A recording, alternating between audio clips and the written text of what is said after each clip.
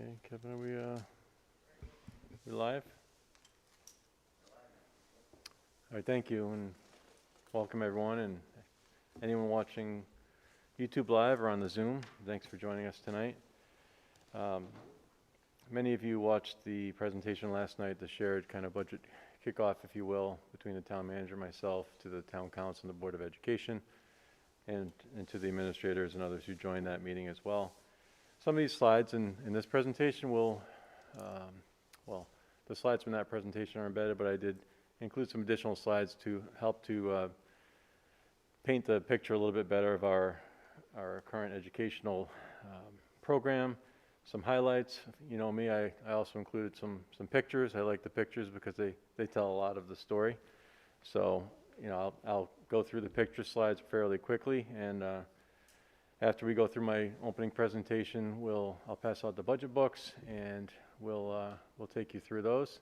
Tonight will be kind of a lot of information, if you will. You know, drinking from a fire hose, I think, is the expression. And then you'll have an opportunity at the end. You'll see a question form through a Google form that you can submit questions for us to address between now and the next meeting on Tuesday. So a lot of information tonight. No one's expected to take it all in or understand necessarily everything tonight, so we'll give you hopefully a complete overview of the entire budget book. If we have time, if the board decides that you want to stop a little sooner and pick it up on Tuesday, we can do that too. All right, so I'll begin. So thank you. If you were at convocation this year, we did have a in-person convocation in the auditorium. Things have evolved and changed with COVID throughout the year, like a roller coaster ride. But we had all of our staff in the auditorium, and the theme, as you know, from the pins and the shirts, and throughout the year, and not just a theme, but really how I feel about this community and these schools is it's a family, and if you treat it like a family, you treat it as something very important, and that you have to take good care of, like everyone's your own family. So that's what we try to do, and that's how we try to think of our budget. When we look at our budget, what do we believe will be best for this Plainville Community Schools family? How should we appropriately allocate our resources that would meet the needs of everybody in our district, and do so in as efficiently and effective way as possible? There's the song "We Are Family" on this slide. I won't press that and have you listen to it now, but if you'd like to sing it in your mind, that's perfectly acceptable. You've seen this document many times. This has been our vision document that's had several iterations over the years, usually updated annually to just reflect some, in the last few years, some minor adjustments to our areas of focus, including at the beginning of last year when we were returning to school, foundational pillars of equity, social and emotional learning, and mastery that helped to shape the efforts within our vision. You'll learn about some of that in this presentation. You've heard a lot about that through, like, Mr. Johnson's high school address last Board of Education meeting. Some of the things they're doing at the high school, you'll hear that from the middle school in February, and then at the elementary schools in the March Board of Ed meeting. So you really get to see what that means, because they've become kind of buzzwords, but what that means in Plainville is different from what it means in other communities. So we're very proud of the work we're doing in those areas. I won't go through the whole vision with you, but what is important is our vision statement: to inspire and prepare lifelong learners to follow their passion, engage in their communities, and positively impact our global society. And we do that by inspiring, preparing, and engaging students in active learning toward their lifelong goals. Aligned with our vision document and part of my Board of Education Superintendent Goals and goals for the district, this was part of the presentation I shared with you in September. For the board members who were on, I have given a copy of my goals to the new board members as well. But within those three areas of equity, SEL, and mastery, this just breaks it down into the core components, or some of the core components that we're focusing on, making sure that everyone has an equitable opportunity in the district to fully become who and what they want to become, and providing those experiences and opportunities that all of our students should have the right to access. Having high expectations for each and every student. Breaking down any barriers that could systemically be in the way of, whether it's prerequisites for courses that we could remove or other barriers to high-level, rigorous coursework, things like that for equity, using data to really analyze and make sure we're doing the very best we can, and also representing all cultures within our school district. So when our students come to school, they feel like they belong here and everyone belongs here. Under SEL, providing a safe, number one, supported and nurturing environment, being in tune with what the needs of the students are, really explicit instruction and assessment aligned to the standards, strong personal connections, understanding how to manage and mitigate one's own emotions and regulate your own emotions so that your emotions don't get you in trouble, because often if you can't regulate your emotions, that's when we overreact to something or do something we regret after. So really teaching kids how to understand emotions and regulate them so they act in a socially acceptable and appropriate way, at least most of the time. For mastery, really just making sure our students master the skills they need to be successful in life, in school, moving up through the grades, and working toward the ultimate goal of graduation. Underneath all of this, we have our Portrait of the Graduate work that's been happening and will be transcending through all of our grades. You'll see more of that later. Our interventions in our enrichment programs, in our college and career pathways that my assistant superintendent, Mr. Lewandowski, Dave Lewandowski, Tawana Graham Douglas, Lynn Davis, our principals, Mr. Johnson, counselors. A lot of work has been done through committees on college and career pathway development, so kids really understand what their options are, what their pathways are, and we provide programs that help them align to a pathway in preparation for hopefully making fewer turnarounds or redirections on your career path as they move on. Just an interesting fact about Plainville, and just looking at meeting the needs of all students, you see my message that I send out regularly, often, and lengthily, if that's a word. These are just from Tafalon, and this says Happy Holidays in 13 languages that are spoken at Tafalon. In the district last year, we started the year with 25 different languages spoken in Plainville, little Plainville. So it just shows you contextually that we're a very diverse community for the size of the community that we are. Just some things that align with kind of character building in SEL. The class charter really talks about how students and the teacher, they're all involved in it, how they want to feel while they're in that classroom and how they're going to help each other to feel that way. So really understanding and respecting one another. So you kind of set the ground rules, if you will, at the beginning of the year, and you live by the class charter. Our schools have a school charter. There's a charter champion there in the middle, showing off his charter champion award. And the young lady on the right is the leader of the pack over at Wheeler, so she's a very proud student who did a great job and exemplified the qualities that we're looking for in our students. At the bottom is just some leaders from CAPS, Connecticut Association of Schools Leadership Conference. So they're showing off their certificates. So you'll get some pictures mixed in within the slides with lots of text. I won't go through this in too much detail because I think everyone's seen it and everyone's familiar with our Portrait of the Graduate. We honor our Portrait Pioneers at board meetings, those staff members who are nominated by other staff members or parents or students who exemplify the qualities that we have developed as a district-wide committee that chose these. The Board of Ed adopted these. I believe it's almost 2 years now since they were originally adopted in April of 2020. Collaborative, communicative, innovative, mindful, and resilient, and really helping students to understand what that means at the different ages as they move and go through their years of school. We've been doing a lot of work with branding and building improvements. As you drove in tonight, you saw the Portrait of the Graduate qualities along with the Plainville P and the pitchfork on each of the light posts. That was a project that was done. We've done a lot of branding work with the signage. You can see the signage on the outside that kind of directs you to different parts of the building, labels different parts of the building. None of that was in place. So we've been taking advantage of some grant funds. We're doing a lot more with that. As I told you at the last board meeting, we've been talking with a professional branding and marketing company about what the best way is to portray our vision, our qualities, our Portrait of the Graduate at a district level, at a school level, because we don't want to take away the individual school. What's important to the Toflon Tigers or the Lindy Dolphins, Lindy's the name, and then the Wheeler Wolfpack, the Wolves. So, and then the middle and high school being the Blue Devils. But we're working with that company to really look at some opportunities using some grant funding to just help with the image and really showing visitors and anyone who comes to the school that school pride and what we represent. Going back to college and career readiness and in our pathway work, and this is Mr. Lewandowski got clever with his EXP. He was very proud of this, so thank you, Mr. Lewandowski, for you becoming expert in the CCR through CCR is College and Career Readiness.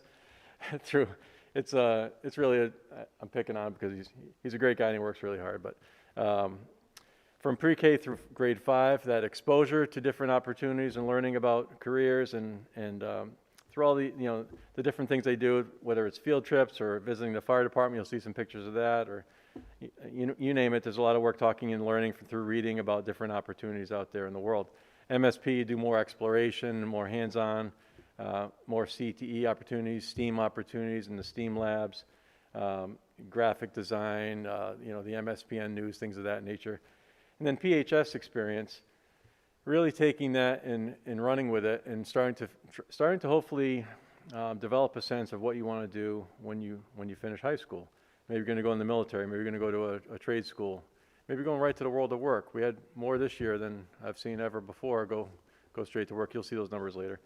Or most of our kids go to a 2 or 4 year college. So I'll share that with you as well, all those numbers later. But the idea is that we start to develop opportunities for students to really get a feel for what they might want to do and be as they get older, give them opportunities, and we're a lot of creative ways of doing that.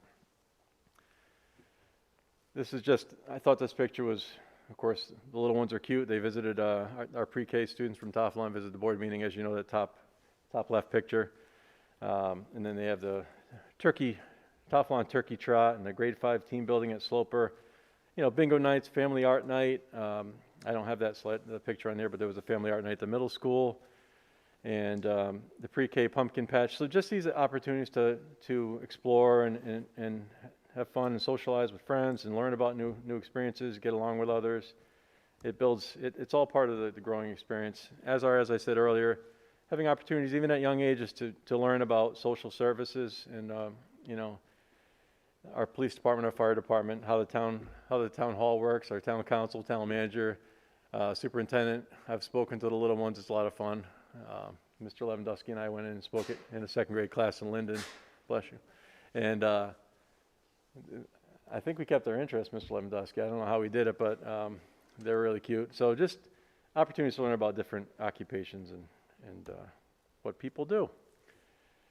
The Board of Ed just approved the expansion of learning adventure days at the last Board of Education meeting, which we really appreciate.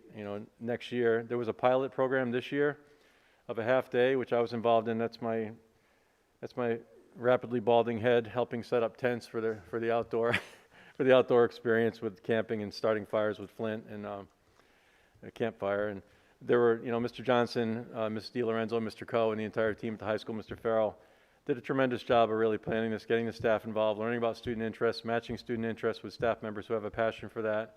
And there were 35 different offerings. They're going to expand that, as you can see, to 3 to 4 days per year, full days. It was about a 2.5 hour experience for the first time. The feedback was tremendously positive. If you look on this, you'll receive this electronically, and if you want to see pictures of every activity and comments from kids from the surveys they did, that top Learning Adventure Days is a link, so you can look at that. Underneath that, there's a video that was made, a highlight video, so it's a lot of fun to watch. I'm not going to play it here because it'll take up a lot of time. But this is one other way of kids, young adults, starting to learn about different opportunities, different hobbies, different lifelong activities that they can get involved in. Self-defense, all kinds of things.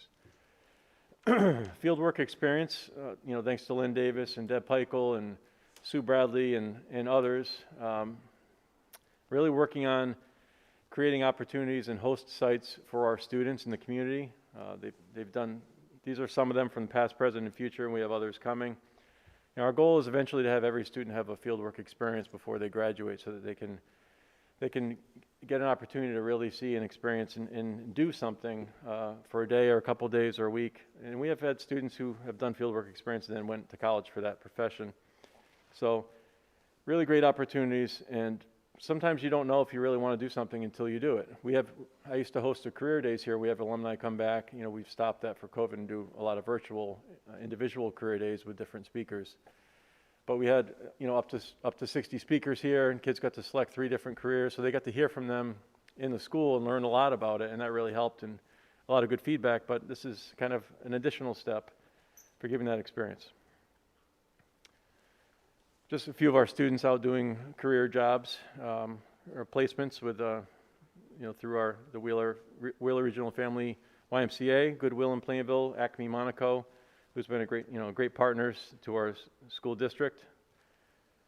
And it all boils down to this experience, you know, the graduation and getting ready for what comes next. Some of you are parents, some of you have been to our graduations as a parent. They've evolved. We were in the parking lot 2 years ago. Last year we were on the fields, everyone's spaced 6 feet apart in chairs, and really interesting how things have evolved. But, you know, one thing doesn't change. You know, once a Blue Devil, always a Blue Devil. And the going back to the schools and having the kids go to their elementary school and walk through the graduate, the parades at each of the elementary schools that they attended. That's what the pictures are on the left. A really special experience for those kids and for the little kids to see what happens when you stick to it and become successful.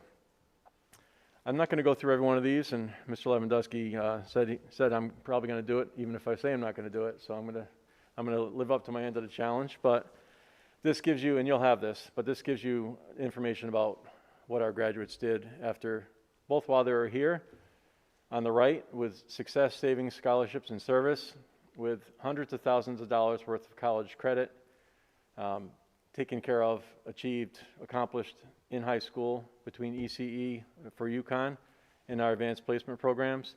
We also have new partnerships with Goodwin. We have, 14 or 15 students involved in a manufacturing 14 students involved in the manufacturing program for college credit through Goodwin.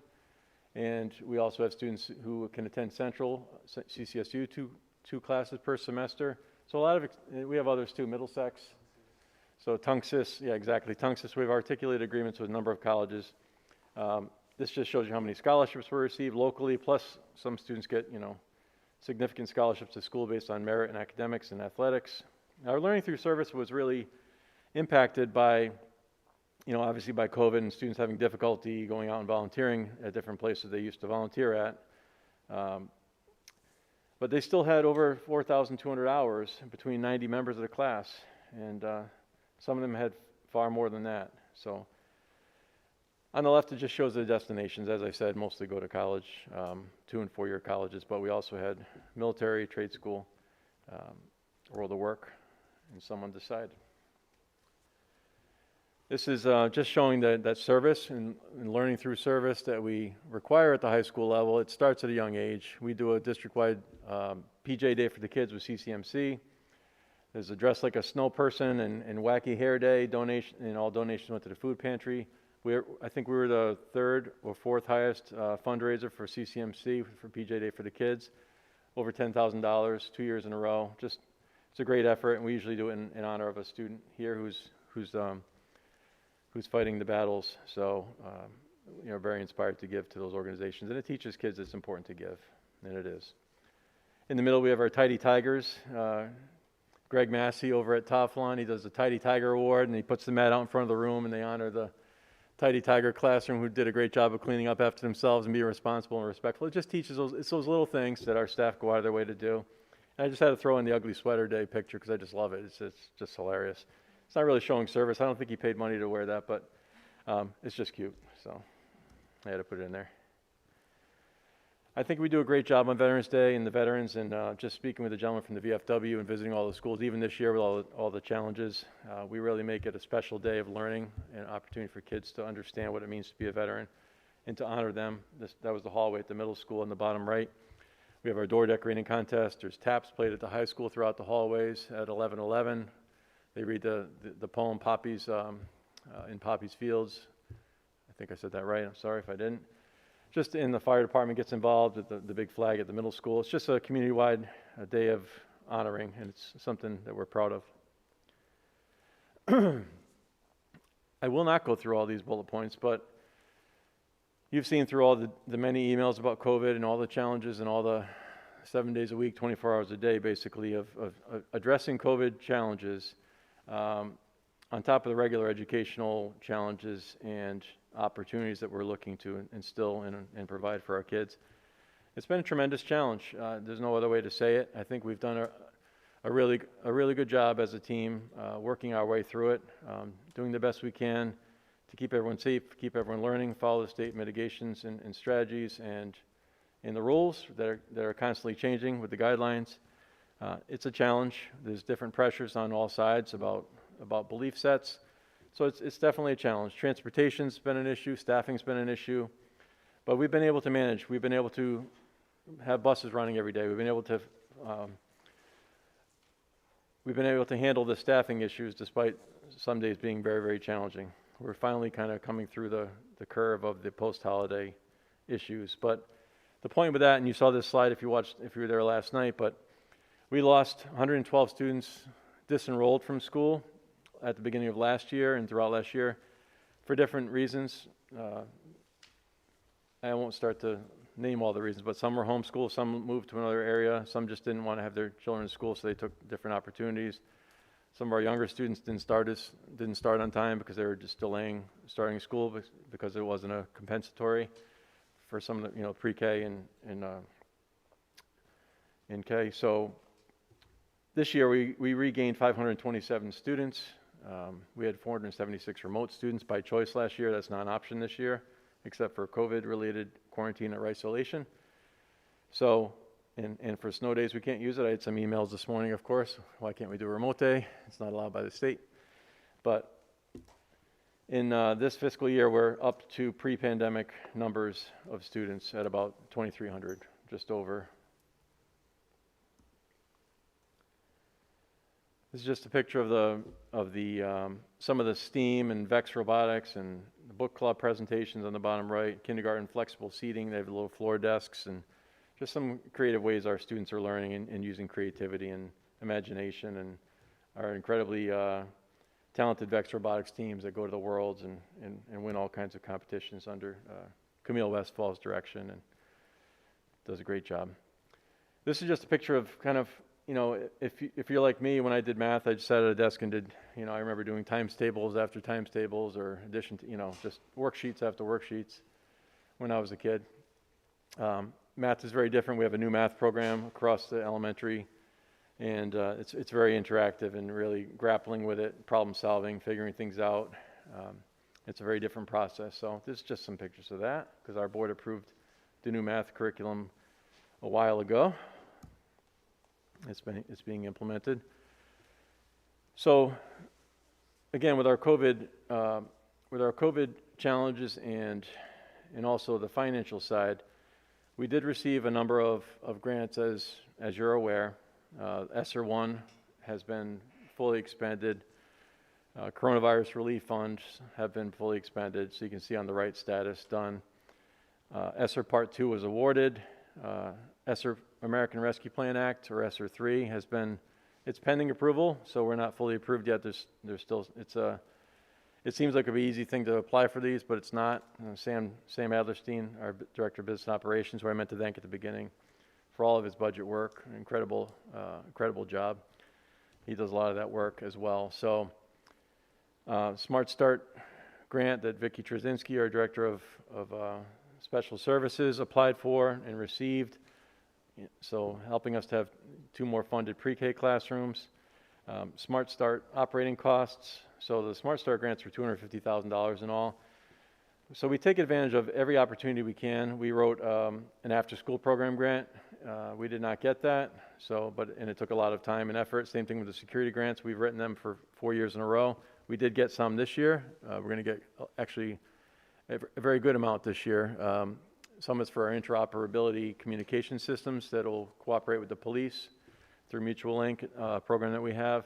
but we also receiving some funding for some actual security supplies in our buildings as well. So we keep trying, I guess is my point. Even though we've been shut down sometimes year after year, we keep applying for those, even though it takes time and energy and effort. And sometimes we get them. So we try to take advantage of all the grant opportunities. The big question is, the consequences, if you will. It's a lot of money, or it seems like a lot of money. Stakeholders want to know, did we invest it well and wisely? What are we gaining from it? Is it worth it? So we take all that into consideration, obviously, when planning, and I'll tell you more about that shortly. You saw this slide last night, but it's our per pupil cost. We're 100th from highest to lowest. We're 100th out of 166 districts, so we're lower than 60% of all districts in Connecticut. This is a comparison that's done year by year. It was impacted by COVID, both in terms of enrollment and expenditures, including COVID grant funded. So even though we received COVID grants, it comes down to a formula of how much money we spent and how many kids we had in school. So we had far fewer kids in school last October due to COVID. So as a simple result, it was expensive to run and operate our schools, all the safety mitigation strategies and all the grants we had to use to do that, but with all the operating costs and capital, or operating costs, not capital, and then fewer kids. So based on that, we're still about where we were in terms of rank last year. Just some creativity. Kids makerspace, which is, we're one of the first districts to really adopt that under Deb Pichel's leadership, and it's really taken off.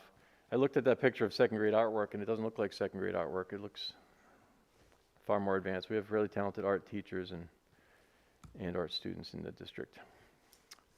Our Board of Education budget history, over the 11 years that are depicted here, we averaged 1.82% overall, and when you take out some anomalies in certain years that are listed in the bullet points there, including state reductions from the ECS, or Educational Cost Sharing Grant from the state, that were announced in the middle of the budget season when we were already, had everything planned.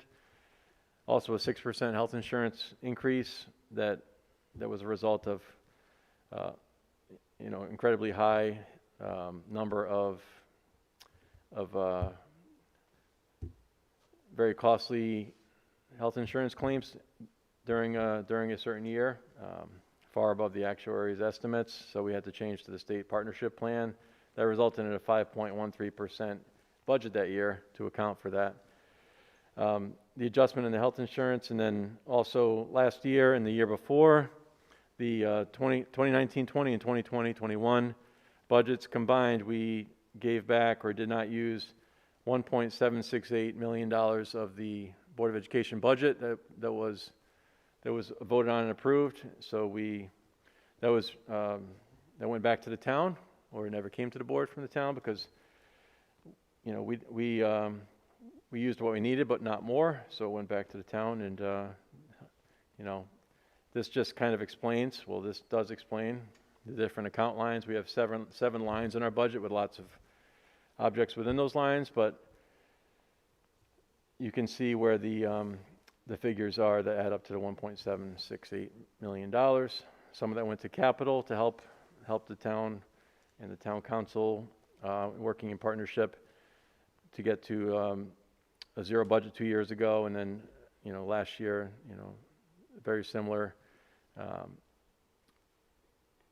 working together to get to where we were told the town wanted to be with the taxes and the mill rate, and still making sure we took care of all of our student needs.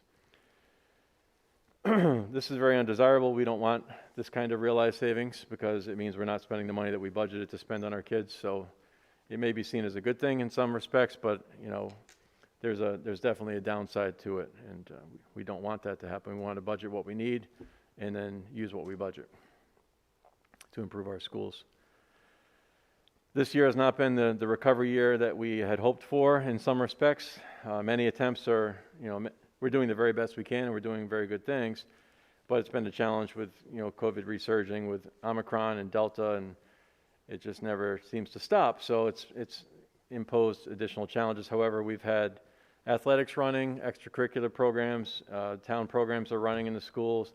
So we're back to fully running our schools pretty much all the time. So with the schools being open and used more often, you know, we do not realize those savings that we have in the past. So we're not expecting any or many savings this year because we're really back to fully operational. Just some pictures of science labs and science classes in the middle school that I thought were pretty cool. If you're too young to remember Weird Science, like a movie from the 80s, so MSP, Not So Weird Science. I know. That was hilarious. I'm sorry. Yeah. For those of you at home, you didn't see it. They're in stitches out there. No, just proud of our schools. They do a great job. So just our current budget status for on New Year's Eve, this past New Year's Eve. You know, schools are a very heavily staff budgeted organization. So 85% of our budget is staffing and benefits, salaries and benefits. So that leaves 15% of the budget for other things, and you'll learn about all those things in the budget book. Board of Ed spending to date approximates a typical year. We're running the usual programs like I just said, plus additional COVID relief support. The next one's a risk. Right now we're running unfavorable to budget by $500,000 for outplaced special education students who, that's an item you just don't have any control over. We have really robust and excellent programs in town, special education programs, unique programs, but there are some students that need something different that we can't provide. And other schools charge a very, very significant tuition plus transportation and other costs. So it's very difficult to forecast. Vicki Trzynski and Christina Kiley and Sam, you know, they do a great job with it. But again, some years you could be favorable to budget, but lately it's been more unfavorable. We also have just this really a point of pride, and Ashley, it was Onion. What is it? Carl. I'm sorry, I should know that. It's our high school principal's name. Ashley got married. Ashley's done a tremendous job over the last couple of years of really turning our school food programs around. We were expected to run $100,000 in the deficit last year. She was able to turn things around through marketing strategies and really interesting, you know, tactics and just really engaging students and being more interested in the school breakfast and lunch. And we ended the year, instead of $100,000 behind, $48,000. And this year we've been running in the black all year. So they're making a profit that will be turned around and invested back into the program to improve our school kitchens and cafeterias. Some other COVID impacts on the Board of Ed budget, the learning loss and all the different programming that we've done. We expanded our summer program. We more than doubled our summer program last year. We expanded to the middle school. We had programs at the middle school. We doubled the elementary. And I'm trying to think of the other programs we had in the summer. We had transitional programs from 5th grade to 6th grade and from 8th grade to 9th grade. So a lot of really creative programming, trying to help kids to recover from some of the impacts of COVID. Recovery grants were expended last year, as I said earlier, Coronavirus Relief Fund and ESSER 1, in order to get us, in order to help us live stream 3 days after we closed school on March 13th of 2020. It was a Thursday, and by Monday we were up and running, or it was a Friday. By Monday we had students learning remotely, and we evolved over time. District's been granted additional money through COVID-2, ESSER 2 and 3. I sent a message to the board, and I'll be sharing it with the community that we'll be doing a webinar on February 15th, really looking for additional community input as we continue to invest and be innovative in our recovery efforts for COVID. These grants are meant to be expended by, it was 2024, the latest one, ESSER 3. Is that right, Mr. Adlerstein? Yes, October 2024. But they were talking about extending that. So it's, my point is that there's time to spend it. It doesn't have to be spent by the end of this year, but each of the grants expires and you have to have it spent by a certain deadline. So we've already done a lot with those grants. You'll learn about some of that, and you'll learn about some of the anticipated uses of it through our budget book as we go through and plan for next year. And we'll have community member voice and involvement in that process. So you saw this slide. This really just shows you the difference between state funded. We're fortunate in Plainville to have educational cost sharing grant. It pays for 28% of our educational costs in Plainville. The town locally funded is 72%. So the amount of funding is based on a formula that includes factors such as student count and the need level within a community. This just shows you the trend line. Plainville is fortunate in the sense that the educational cost sharing grant is being phased in. Ultimately, we should be getting what it says in 2028, $12,079,000 now, but the state decided to phase us in to where we should be over 10 years, and we're in year 4 of that right now in 22, or fiscal year 22, yeah. So we're in year 4 of that 10-year phase in. So as you can see, it goes up about 10% a year. So we're getting about close to $200,000 more each year as part of that phase in. Preschool, just that last point on this is that this year, using some grant funding and also the Smart Start grants that Vicki Trzynski, we did not charge tuition for preschool. We wanted students to get in school, get into good learning habits and socialization and learning skills they need to be more prepared for kindergarten. So we had a full day free preschool for the entire district. We've increased our numbers, even with the challenges of COVID, where I believe close to about 110 students in preschool this year. So that's gone up significantly from last year. And, you know, this is something that, again, Mr. Ellerstein has worked on. It's going to be phased in, but our preschool students will earn an extra $4,500 or so of educational cost sharing grant per student. So if we have 100 students, just say 100, we're likely going to have 120. You know, it's $450,000. We were collecting tuition for preschool, but it was on a scale based on income level. So the highest amount we were collecting was $120,000. That's what we would budget for. So we have to phase up to that. So it's, you know, it's going to increase each year, but eventually it's going to be much more economical and beneficial economically, but also obviously the main reason is because we want our kids in school and learning through the outstanding preschool programs we have. Really quickly on the MSP renovation, like new project, I could spend a whole night on this. A lot of work has been done, Capital Projects Building Committee, and working with our construction services group, their owner project manager, along with Antonazzi Associates. They do the architecture piece. Met with the state last Friday. I sent the board a update about that. So we're working on the education specs, and they did a test fit of those specs, basically of what the school community wants to see in the middle school. That involved my input, involved Principal Roberts and the entire school community, the faculty. The ed specs will go before the board for approval. We met with the state as an initial meeting to find out, because we're oversized at the middle school. The middle school, believe it or not, had as many as 680 students. It started with over 600, about 601 when the building was built 30 years ago.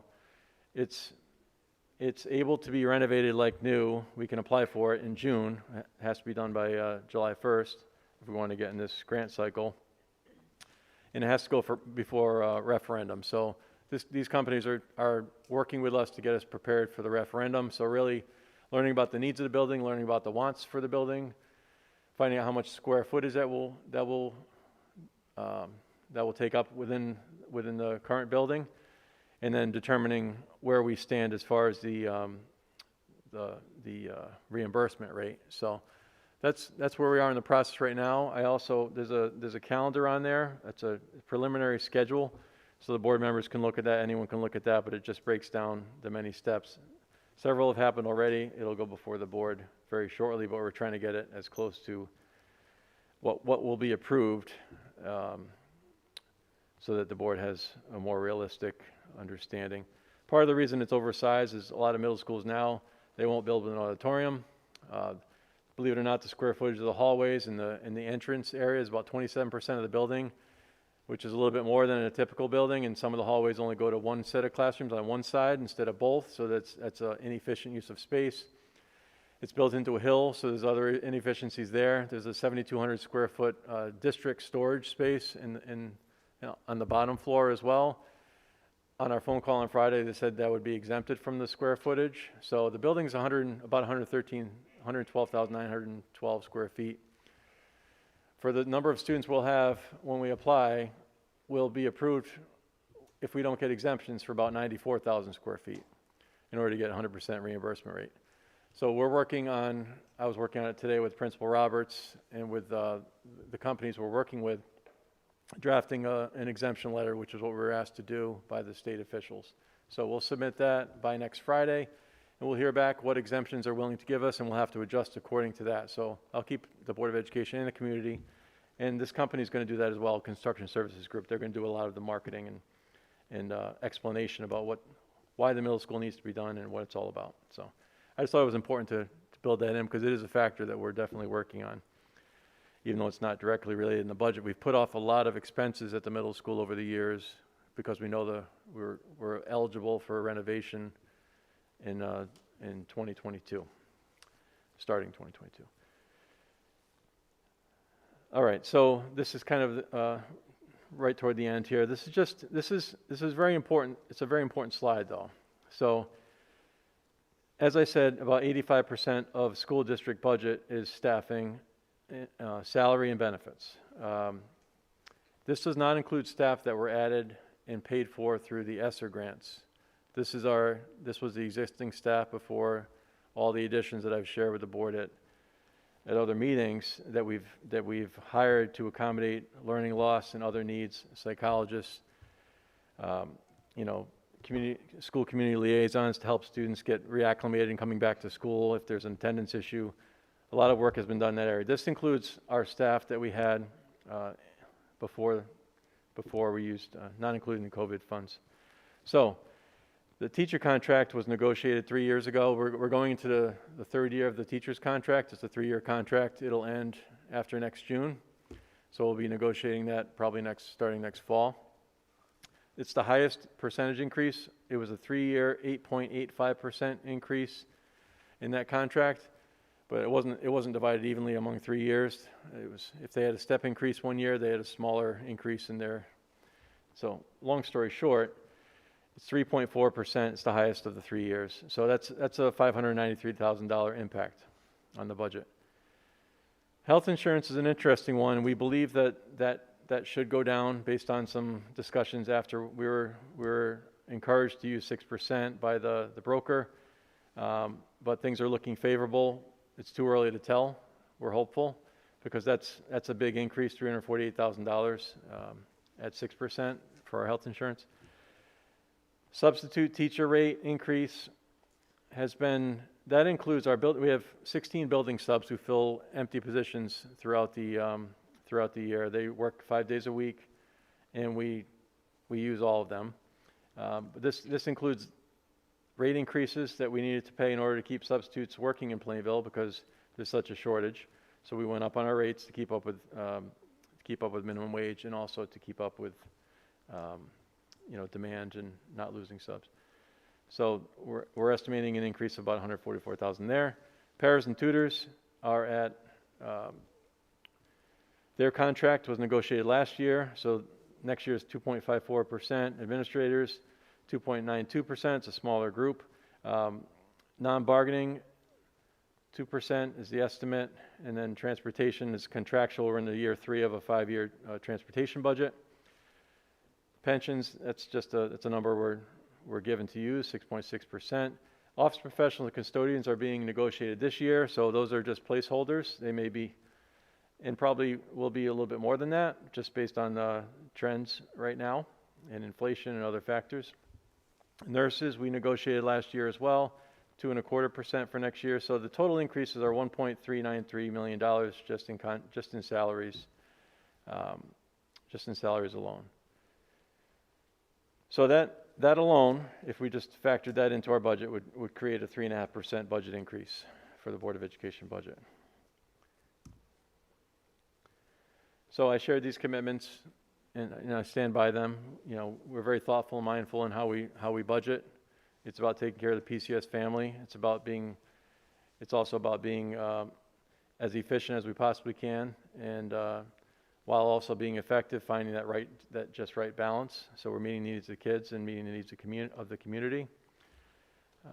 We believe it's essential to educate our students throughout this season of change, and we'll continue to keep doing the very best we can for them. We'll live our portrait of the graduate qualities in all that we do through our practices in budgeting too: collaborative, communicative, innovative, mindful, resilient, and we'll do our best for our children and for the entire PCS team. Now, this is just a form that you can submit questions on. I'm happy to try to answer questions now, but if you'd rather wait and jump into the budget book, that's fine too, because you'll have more questions when we get to the budget book. But you can submit this, and it'll be a shared form. Everyone sees the questions and the responses, correct, Sam, through this process? Or we provide it to them, so. We share a document with all the questions and answers. Right. So you'll have access to that by clicking on those links. This is the book that you're going to get. Yes? We don't put anybody's name next to it, so right. Free to ask. They're all good questions. Right, exactly. This is the budget book. If you want the electronic copies, they're attached here, so you just can click on those, and then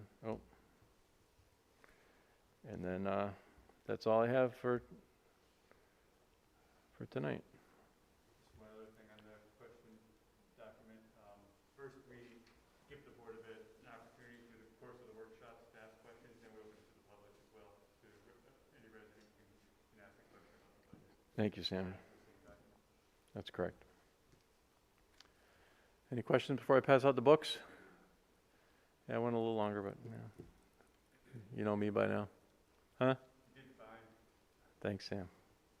Lots of information, lots to consider as we're preparing to sit down and look at the numbers. So I'm going to pass out the budget books now, so you have a physical hard copy.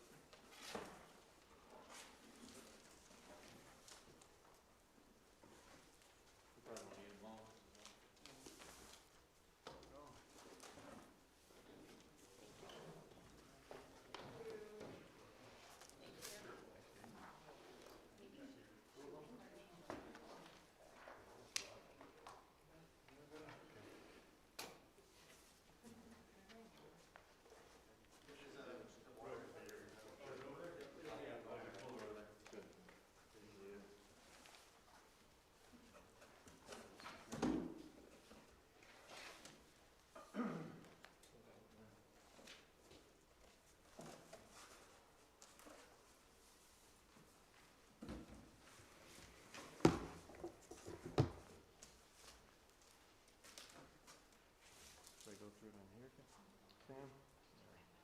Yeah, that's very good.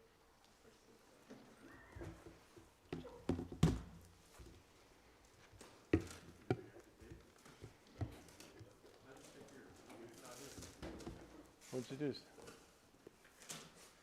You forget yourself, Dave? Water.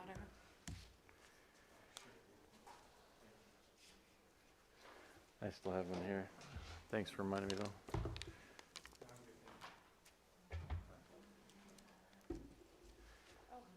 Okay, we're going to start with it's section 2 of the summaries, right, Sam, on here? Yep. Yeah.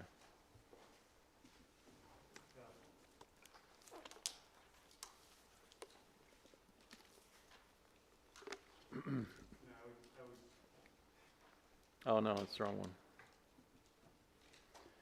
I'm sorry, I thought that was the summaries. Okay, so at the beginning of the book, you'll find the summaries of where we're coming in with this is at this point the superintendent's proposed budget. Once the Board of Education evaluates everything that you're going to hear tonight, and then Tuesday and Thursday, depending on how much time and how many sessions we need, we'll take as many as we need to answer all your questions. We will, sorry, let me just download this. The Board of Education will need to come to consensus on a budget that you're going to support through the vote at the Valentine's Day Board of Education meeting. It is on Valentine's Day, so I don't know if you have big plans, but it's on February 14th this year. Yes, you'll probably get some kind of chocolate. I don't know why this looks like this, Kevin. I'm trying to just get in a regular view. I guess this is the best way to do it. Okay, so last year's adopted budget was $39,826,927. This year's proposed budget is $41,192,508. The dollar increase is $1,365,536 for a percentage increase of 3.43%.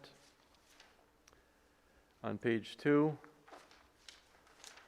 this is just a change log. So right now you're getting the initial full budget book. So as changes are made based on discussion, clarifications, possible errors, although I have to say this is probably it is the best budget book we've developed because it's, again, Sam did a tremendous job. We worked on it together the last few days. Spent many long hours with Sam this week till midnight. Was it Monday night, Sam? Or Sunday night? Sunday. Monday. That's not in the budget book, that change log, so that'll be coming later. Oh, it's not? It is, it's at the end of the first section, though. Okay, so Pages 10 and so those pages 11. were, yeah. I won't read through all these lines, even though Mr. Lewandowski probably thinks I will. But the summary of objects, this just gives you a summary of each of the object codes, the adopted budget for last year, or this current year, I should say, what we're budgeting for next year, the dollar change, and the percentage change. If it's in black, it means it went up. If it's in red, obviously it means it's going down by that amount. So I won't spend a lot of time on these particular pages because each of these objects has an individual page within the budget book that we'll go through together, and a description about what's happening to that object and why. Page 6, each of the pages are numbered at the bottom, is a summary by line. So when you look at the summaries by line, again, it's those 8 different budget line descriptions: salaries, benefits, professional services, repairs and other property services, transportation, tuition and other services, utilities, instructional, building supplies, equipment, and then dues and fees. Those are our 8 different areas in which our different object codes reside. You can see that salaries are 64.7% of the budget, benefits are 20%, which makes 84.7, just about 85% of our budget is benefits and salaries. And that shows you how the rest of it breaks down to make that 100% of the budget. So I'm on page 5 if you're with me. The 5-year object budget history is provided to you there. So we talked about the 5.13%. That was due to the exorbitant health insurance fees that year that drove the budget up.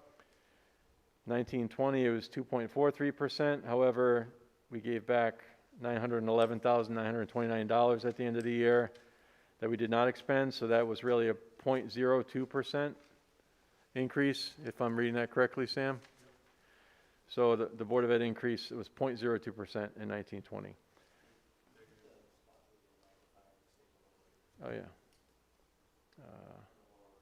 Yep. Thank you.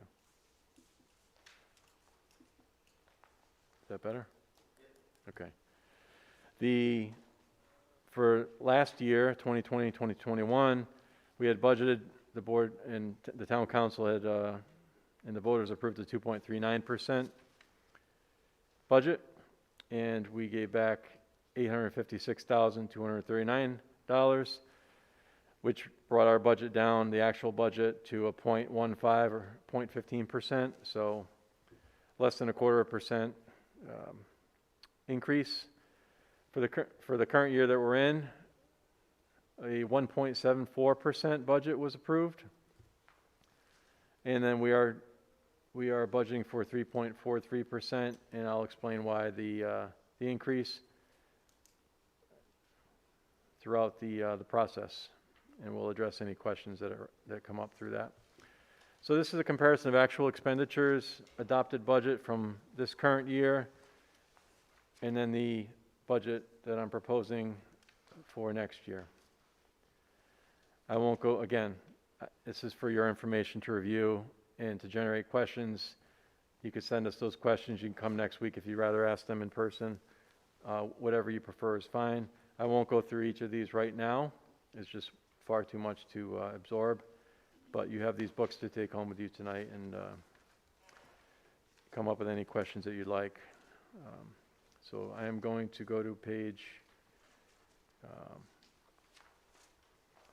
9 just shows you how, I don't know if, I'm not going to spend too much time on page 8. Page 9 just shows you a bar graph of the operating budget increase of $1,365,536, 3.43%, just by the account code. So salaries, as I mentioned, accounts for $780,000 of that, benefits $379, and then you can see how, transportation, tuition, and services, energy costs went way up. Our transportation contract is higher this year than it was the last 2 years. We're in the third year. It's a tiered contract, so it's 2.5%. So we'll get into all of that, but that's what drives our budget.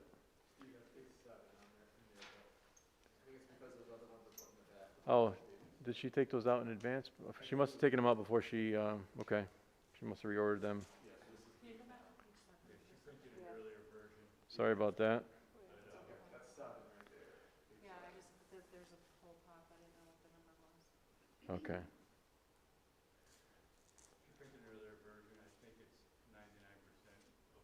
All right, we'll give you the updated. It's not, if anything, it's not far off. Yeah, the numbers are good. Okay, so I guess this will be your page 8 then. The budget, program budget crosswalk.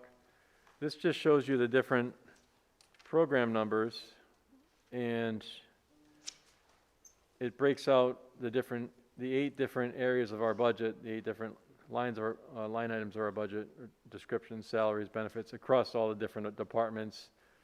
So art, computer instruction, world language. So you can just see how much each program basically costs. It includes salaries, includes all the all the accounts, salaries, benefits, services. Again, I'll go through those quickly. These are really for a skim through now, and you can go through in great depth on your own. So the budget summary by location, it shows you by the schools.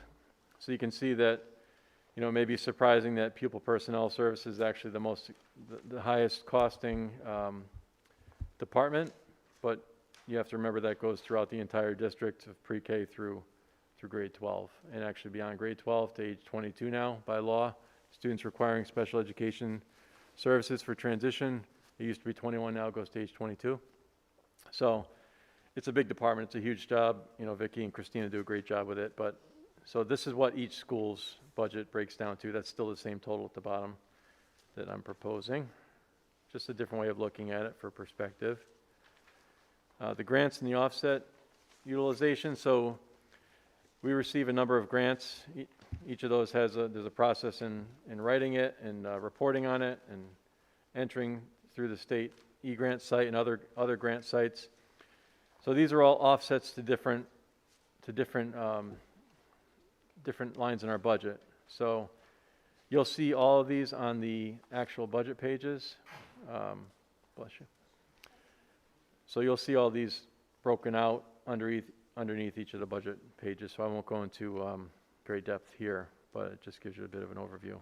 So that's kind of the summary pages. And then you have those pages that will detail any changes that we do to the budget from now until the end of until you're ready to vote on it. And you'll receive updated copies of those pages that explain what changes were made, okay? I'm going to now jump, if it's okay. It's only 8:05. Honestly, I think we can go through the entire budget tonight, and it won't take too long. When I have a set script like this, I do a lot better than when I'm just going off a presentation, so I'll stick to it. And if you want to stop at any time, you know, it's certainly something that you can decide to do. Were there 79 pages of the budget book, Sam? Yeah. So the first one's certified administrators. So you'll see the numbers at the top, and Sam, feel free to It's the second page in that section, there's a little summary right before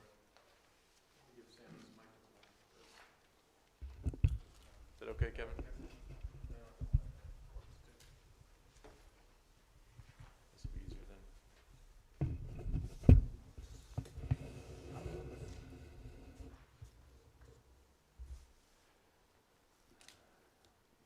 So this breaks out all the certified administrators, line 1110, salaries for each school, special services, curriculum, district office, and then other payments and allowances.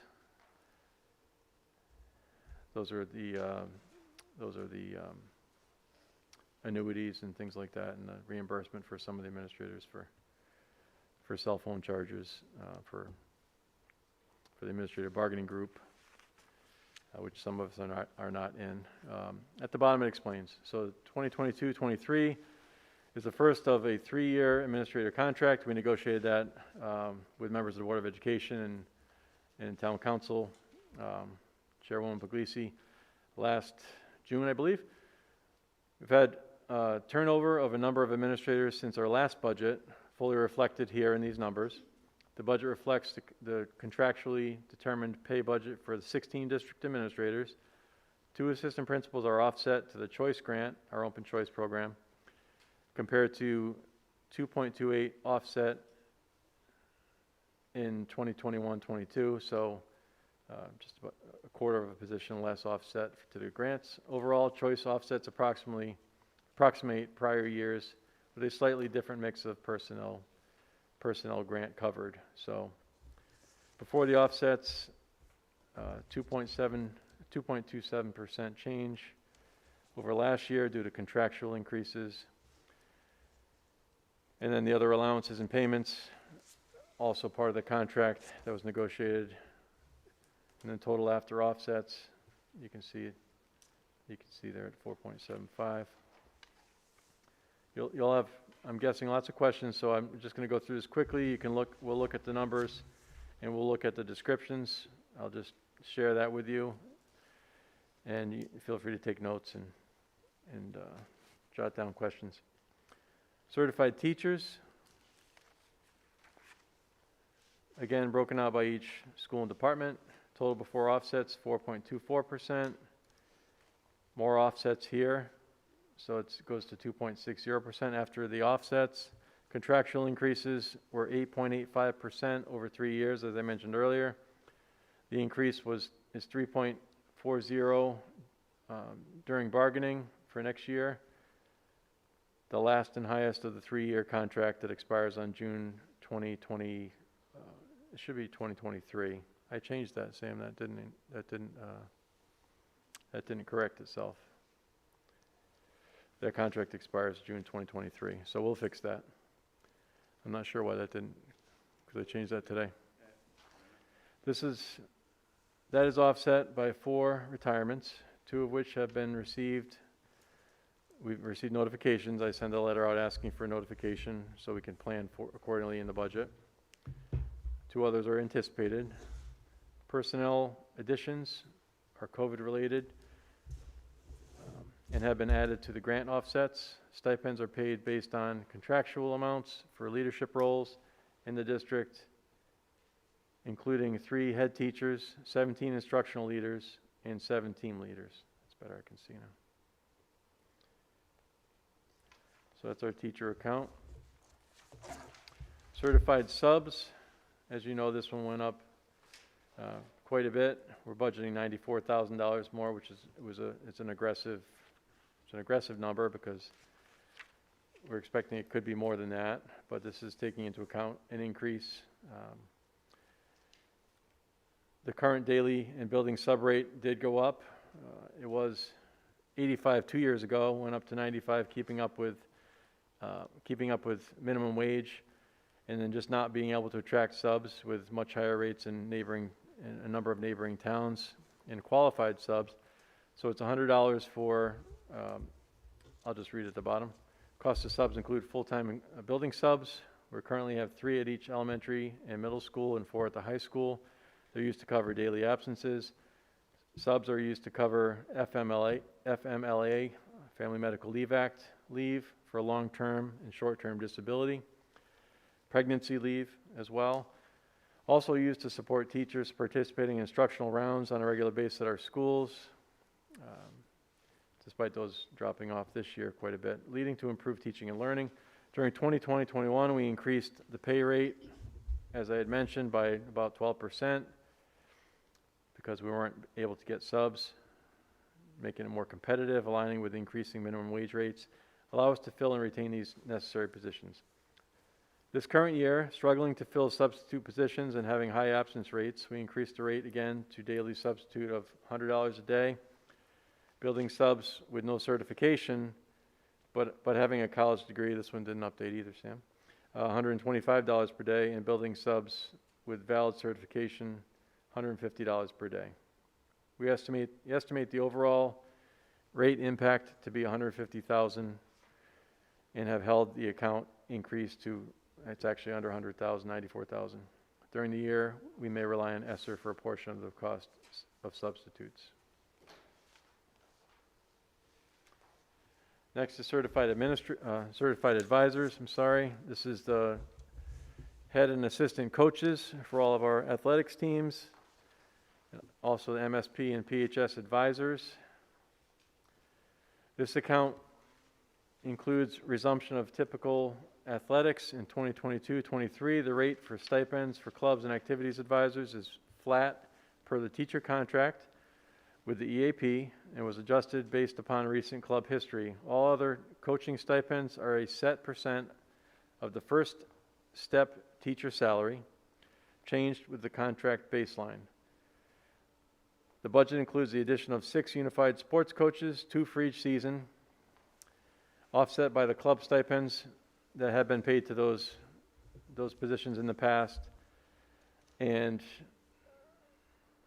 from the prior program, and also from other sports that don't run, for sub-varsity sports that don't run. That comment was in there as well. But so I'll have to update these. I'm not sure why the new comments did not update. Looks like our final reviewing committee book. Yeah. So I apologize. It is. That's the unified sports coaches. Is 2 per season. They're paid at a assistant coaches level, so it's not a full. But I thought some of that was coming from the ESSER funds, or not?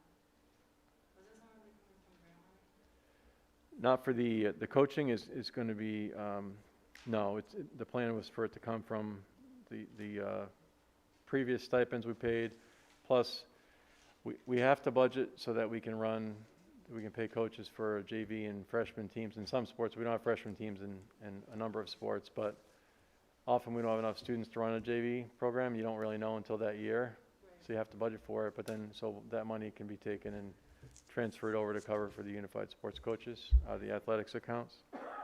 Thank you. Good question. Chaperones. This is for PHS athletics, MSP athletics, and field trip chaperones. So chaperones are paid staff members who work the gate, sell the tickets, monitor the events, things of that nature, and for also if they're going on a field trip, for certain field trips. The object account includes support and supervision necessary to run athletics after school, evening, and weekend events. So that went up based on history. And Sam, I think I'm going to go into my spreadsheet and read the updated descriptions. Well, I think they were they already up there on, oh no, because you were reading from the screen, huh? Actually, no. Yeah. No, maybe not. That won't work. Yeah, you can do that if you want. but it's gonna have too much information up on the, Yeah, I think so. it's gonna be overwhelming to look at. I apologize. I'm just trying to, figure out the best way to do this. Somehow the descriptions were updated and they just didn't get.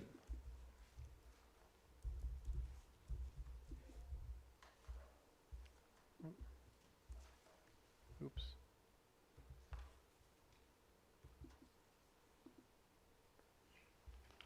All right.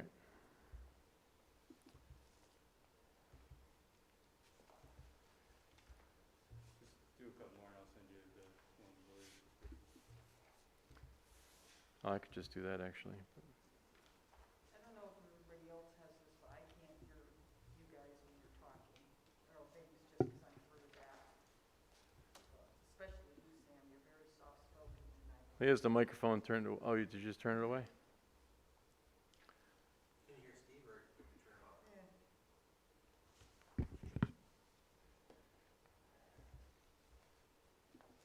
I have it, Sam. I'll just. I think what I just shared with you though.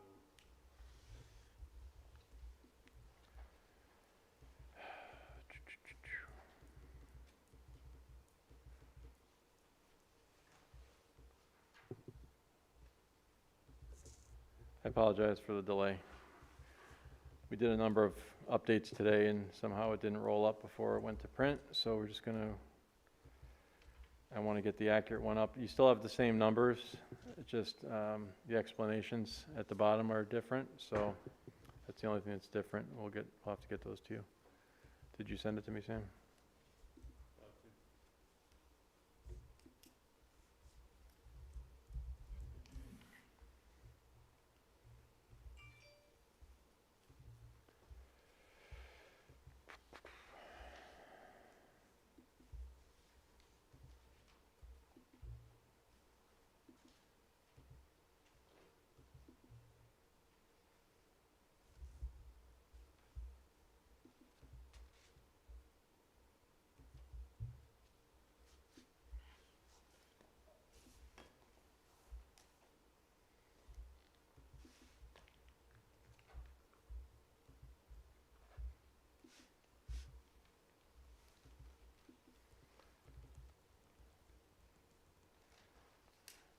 I can just go from here, Sam. Yeah, you don't mind. No, I'm gonna have to. What's the, can you just tell me which line I left off on? I'm sorry. I think you were on page 6. I'm going through it. I think you just finished chaperones, page 5. Chaperones. Okay. Make this a little bit bigger.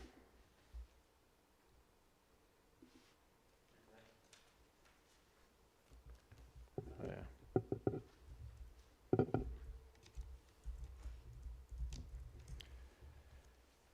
Okay, so line 1120, custodians and maintainers. We added one lead custodian in 2021-22 to this account for a total of 18 custodians. This position is in place of the facility supervisor, which is no longer a position from Object 1199. We do not plan to replace. The custodial contract has yet to be negotiated. It'll be negotiated this spring. The increase reflects our best estimate at this time. There is potential for it to be, as I said, over the 2%, but that's what we're estimating at this time. This is really cumbersome to do on here, I'm sorry. I'm going to send you the playbook right now, Steve. Yep, sorry, we planned beyond planning and then this technology never. I'm gonna do something to make it easier for you to see.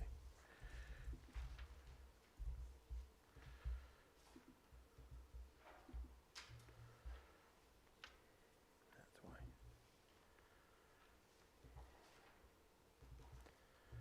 A little better? I'll go full screen. Why don't you grab it from your email, Steve, instead of showing that? Yeah, okay. Let me get the email. I'll pull it up. Okay. Thanks. Unplug your computer for a sec so you Give me 2 minutes. Feel free to browse about the book. Search break. There's waters in the back there.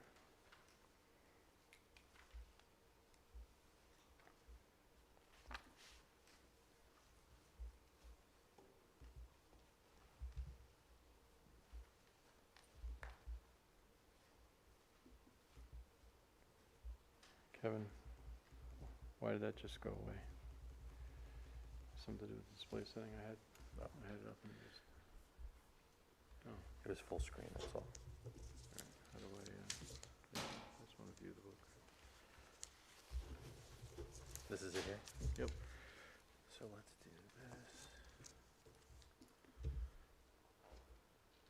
Didn't do what I wanted. I was trying to open it. Adobe doesn't work. I know, so I wanted to Let's view do it. from here. Yeah, I just wanted to go into full screen. Just gives you more. Okay, There you go. thanks. Is that better? Yeah.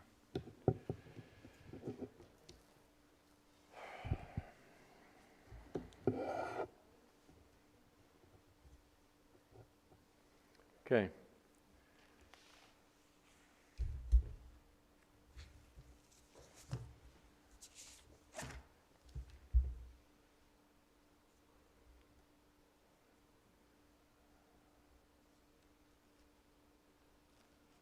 Trying to get to the page.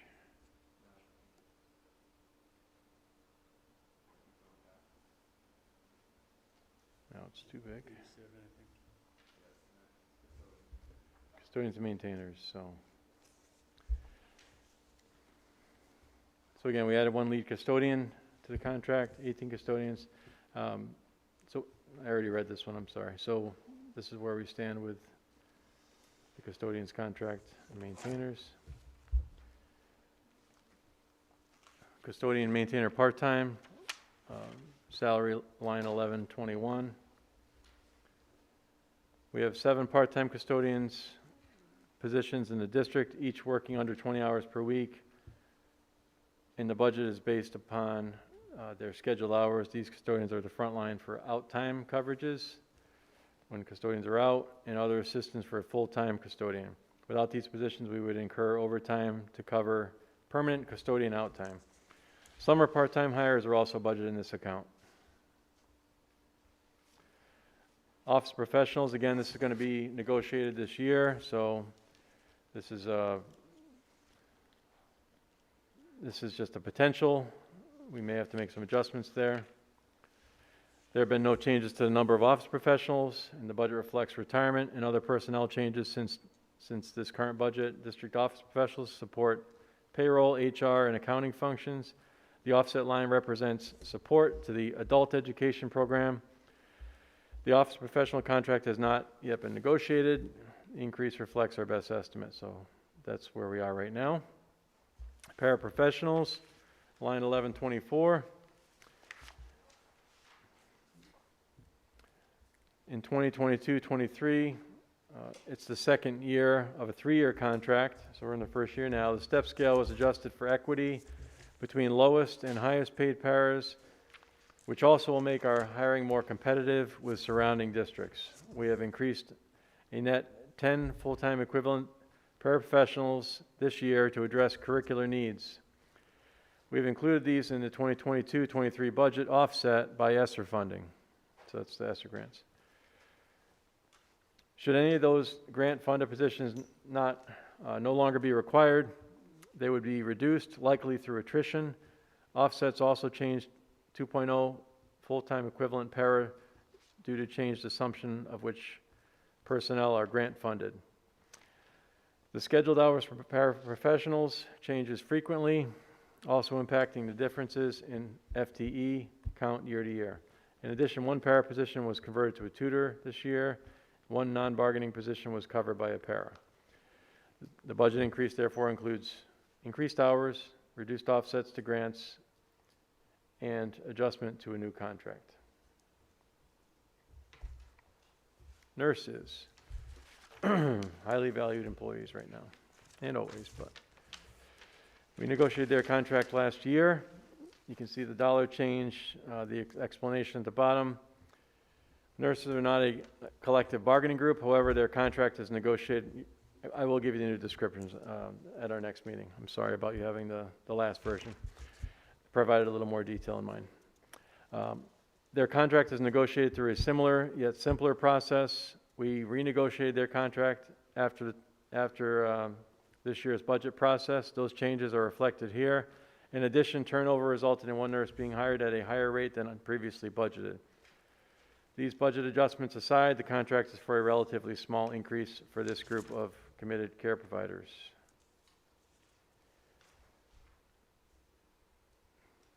Monitors. And these are people, these aren't like the computer monitors. Salary for our hallway, bathroom, and cafeteria monitors, and recess monitors and security monitors is included in this line. Elementary school monitor hours and positions were increased since last year due to the very positive feedback principals in the elementary school shared regarding decreased hallway, bathroom, and lunchroom issues and concerns, also managing safety and mitigation concerns. This has become a relatively inexpensive method for improving overall safety and student well-being in typically less structured settings. Half of the cost of elementary monitors is offset by the food services program, which I said is operating very successfully this year as well. Tutors, line 1128. This line went down. Many of the comments made to object 1124 paraprofessionals are also applicable to tutors, as the two groups share a contract. So they're both on the same contract, which was negotiated last year. One increased tutor position was converted from a para. Additional tutor ads are assumed charged to be offset by ESSER funding, plus an additional tutor due to evolving assumptions of which positions are grant funded. So that line went down. Salaries for other non-bargaining. This is special services, technology and district. With the offsets, it went down 4.36%. Within this object is the addition of non-bargaining district level behavior analyst, part-time transition specialist, who's a former teacher. Also included in the addition of one computer technician. We attempted to run the group with one less technician in 2020-21. Found it negatively impacted our ability, the technology department's ability to provide necessary support to all town facilities and our schools. During the budget process, the technician was reduced to part-time and the expense was offset to ESSER grant. In past budgets, portions of early childhood employees' salary was direct charge to grants. In the 2022-23 budget, the full salary of each employee has been added in and then also added to the offset line, consistent with the handling of our other staff. So it's a long description, but hopefully that when you read it again, it'll make sense. Classified substitutes. We have, this is an unused account. It's just kept in there. It's consistent with prior budgets. Same thing with the next line for overtime, classified overtime. We don't have classified overtime anymore. 2101, health insurance. This is the account I talked about with the 6% we were told to budget from the broker in collaboration with town finance manager and the town manager. They're budgeting the same thing at this point, as far as I know, because we have the same insurance provider. This would account for a large gain. The town's insurance carrier estimated the base rate would be as high as 6%. So, I'm sorry, I went rogue there. I went off the description. This could change as additional rate information becomes available later in the winter and spring. Also of note, regionalized, this is important because the last 2 years we've enjoyed a 2.5% reduction based on our region in the state. That's been removed, so the regionalized reduction has gone away. So we're optimistic that it'll come in lower than 6%, and that could be an area of savings potentially. Administrator disability insurance. Line 2105 is not, it's budgeted in another district account as in prior years, so that's Nothing to see there. Life insurance. Life insurance premium benefits, that's per contract. Based on contracts, the increase reflects the estimated rate change. Life insurance others, it's not used. It was consolidated object line 2106 in prior years back in 2018-19. Line 2201 is benefits, Social Security. Social Security and Medicare is calculated person by person at the applicable federal rate. This account decreased due to experience and offsets to grants. So it went down 3%. Retirement. Retirement for employee severance. The calculation of retiree benefit payments is based on historical rates and age categories of our workforce. Cost is recognized in the year of retirement, fluctuates based on the number of retirees in any given year and the benefits that they are entitled to. So that's the best estimate based on history. Pension plan. This is a pension plan for employer obligation. Defined benefits and defined contribution pension plans are for non-TRB, Teacher Retirement Bureau employees. That includes custodians, office professionals, paras, and non-bargaining. So that's the rate we've been told to budget. Tuition reimbursement is an administrative contract benefit. Just note, it's $8,000 every year, and this is for the entire administrative group. So if they want to go back for educational schooling, it's kind of a first come, first serve, and sometimes it's not used at all. So, but it has to be budgeted because it's in the contract. Unemployment compensation, line 2501. District pays unemployment claims as incurred. The budget is based on historical costs. Unemployment costs in 2020-21 was seen as an anomaly due to the pandemic-related unemployment rates being high. We are budgeting for a return to typical level expenditure since employees who wish to work are generally able to do so next year, currently and next year. Line 2601, workers' compensation. This increased individual actuals experience with workers' comp. The change is based upon expected rate increase. Purchase services. This accounts for instructional technology software. There's a lot on this page. It includes more than 30 software titles, the majority of which are listed below.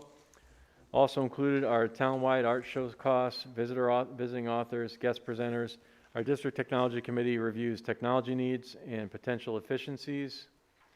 We did that in early January. We're meeting monthly to ensure accurate budgeting and removal of lesser needed software and applications.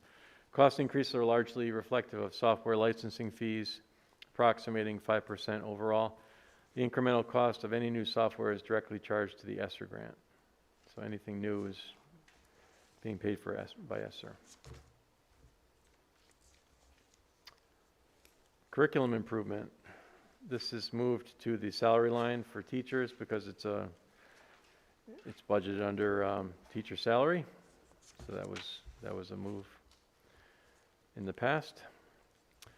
Professional operating services, 3301.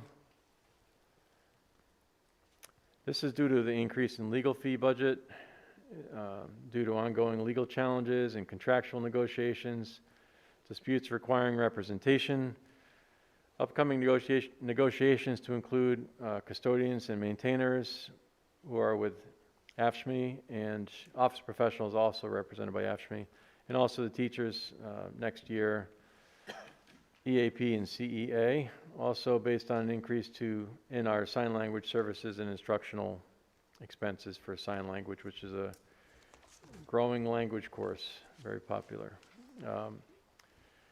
3401, technical services. This account includes 23 non-instructional applications such as Power School, it's our student management system, information system, suite of services, NovaTime, Applitrack, ASOP, those are all staffing,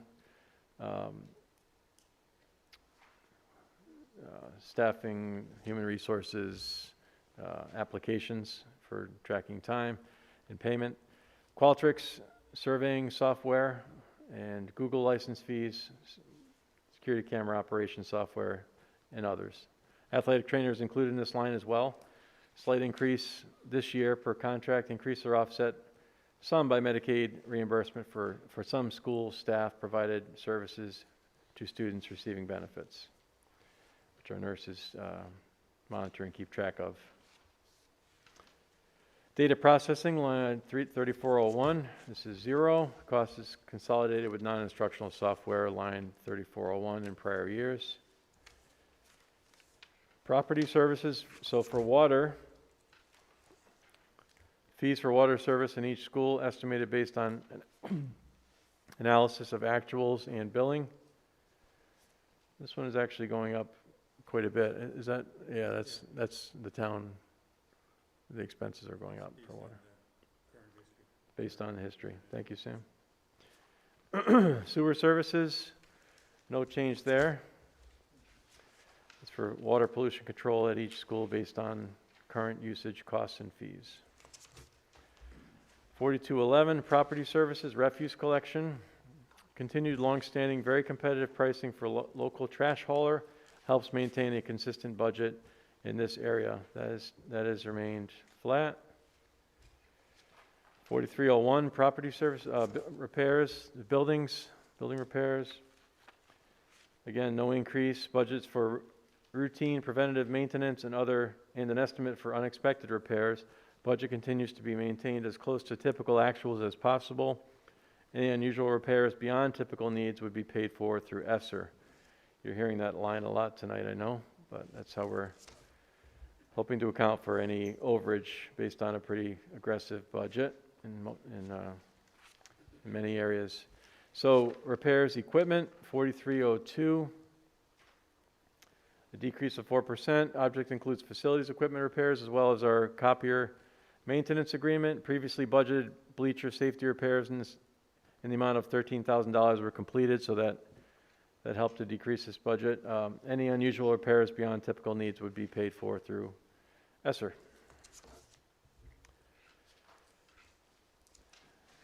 Repairs plumbing, no change there. This is just for plumbing preventative maintenance and repairs.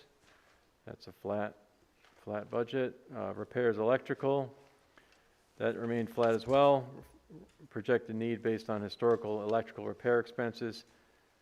Again, any unusual repairs beyond typical needs would be paid for through the ESSER grant. Time and security, property services, 4309. This is the fire and intrusion alarm systems and camera preventative maintenance and repairs. No increase. That's budgeted to actuals history. Repairs for HVAC.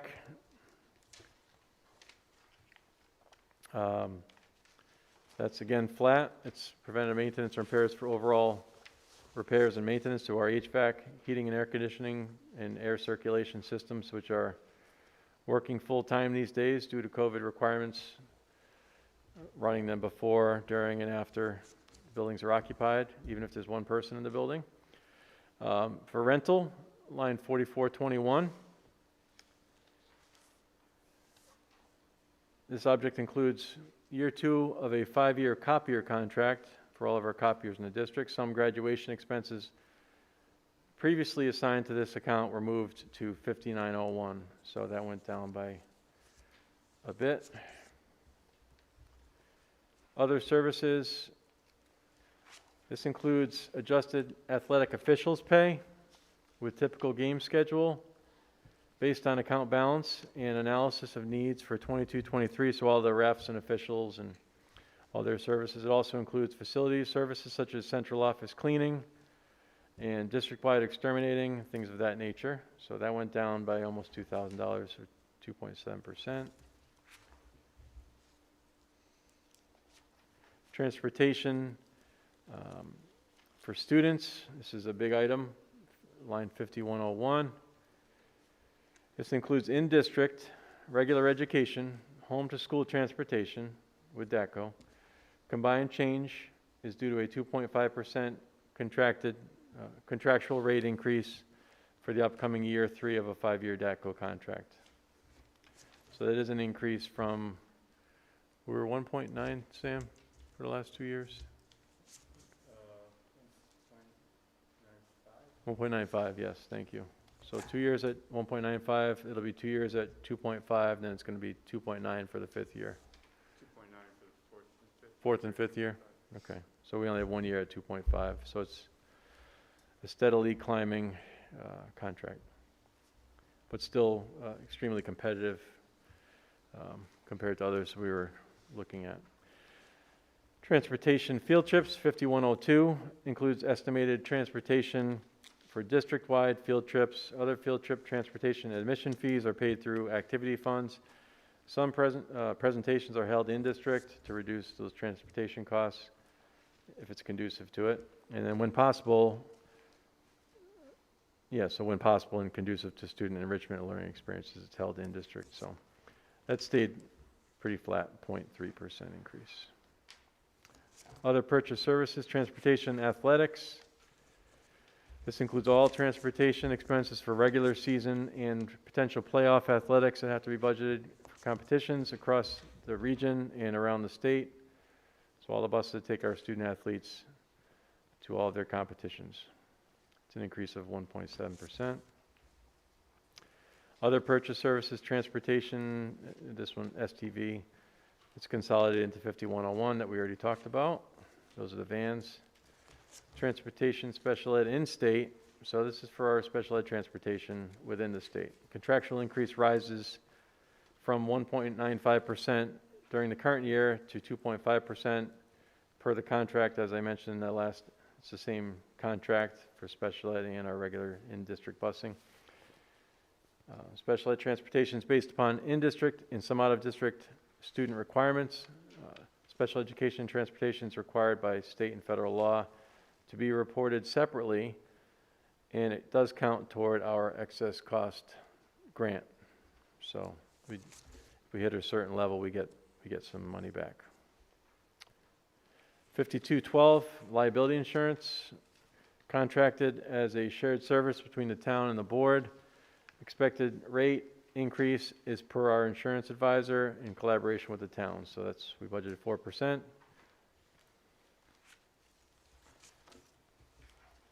Insurance for sports liability, very slight decrease of 1%. Cost of student accident insurance has climbed in recent years. We're budgeting for it to level off in next year. Budgets for estimated premiums based on experience and rates. 5301, telephone.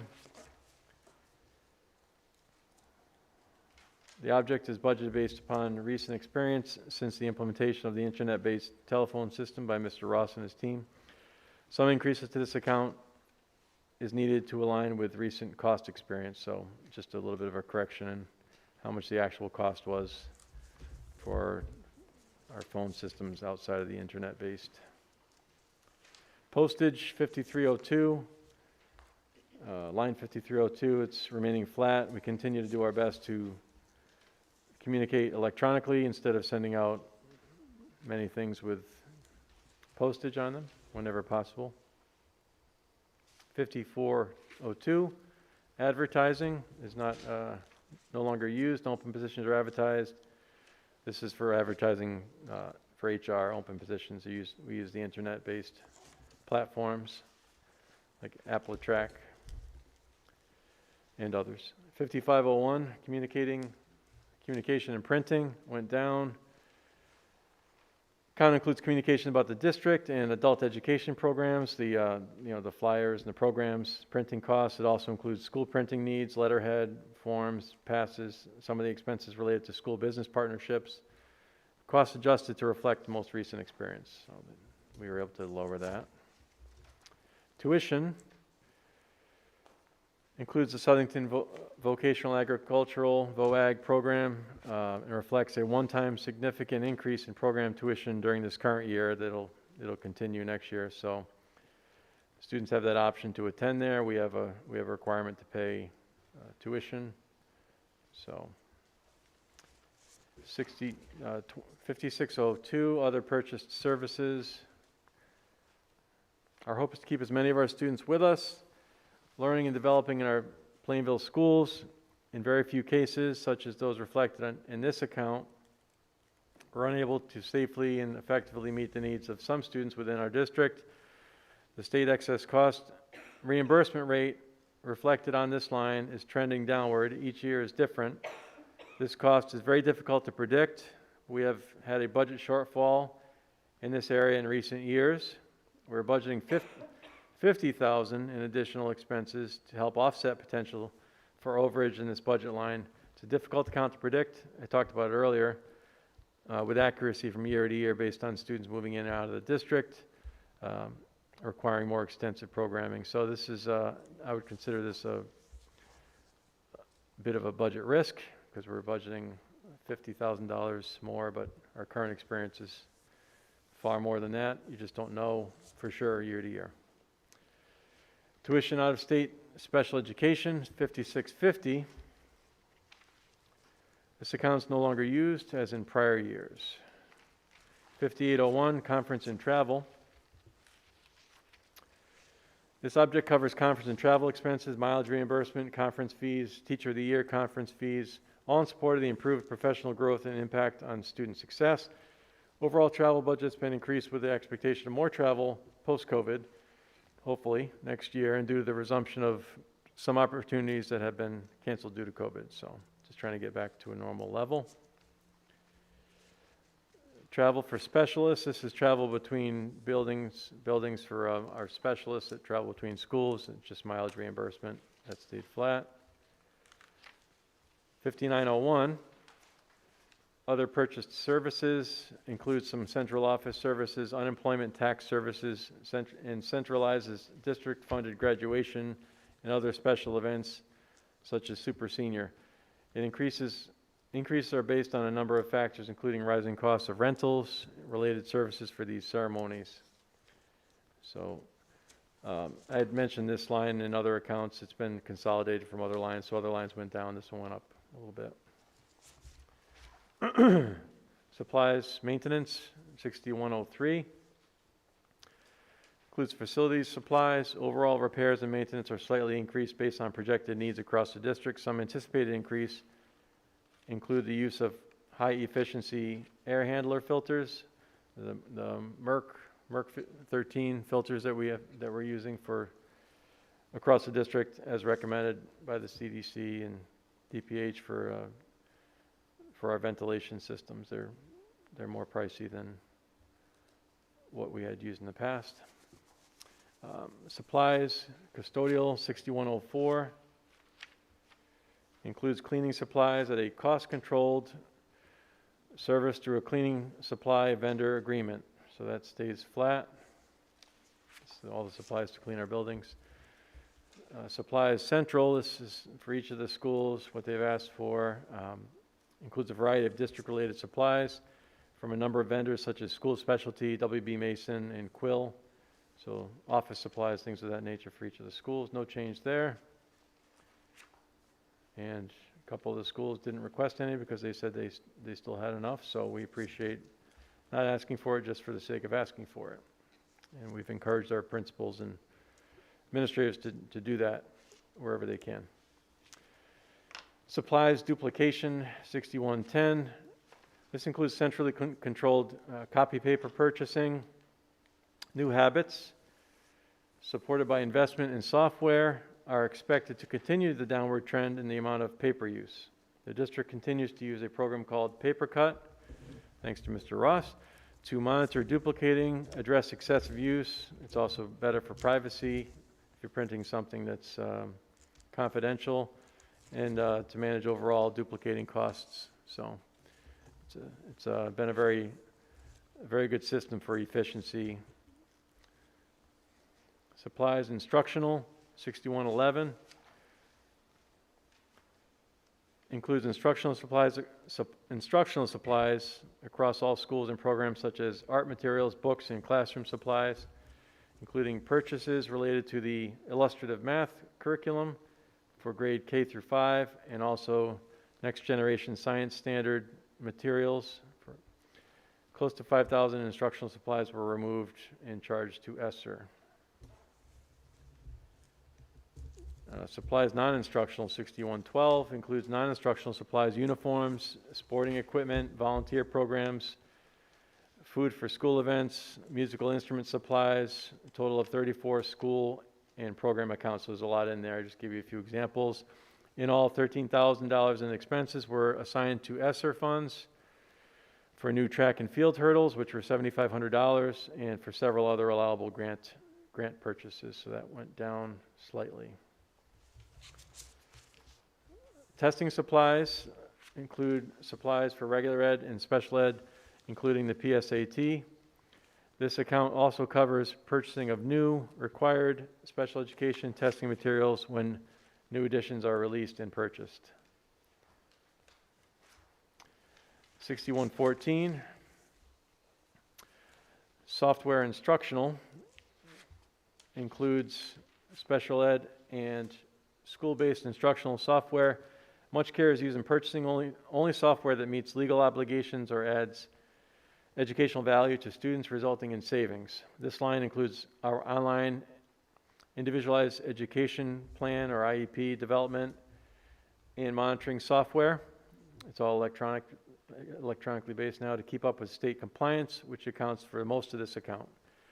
This account was adjusted based on history. Any new program or application needs will be charged to the ESSER grant.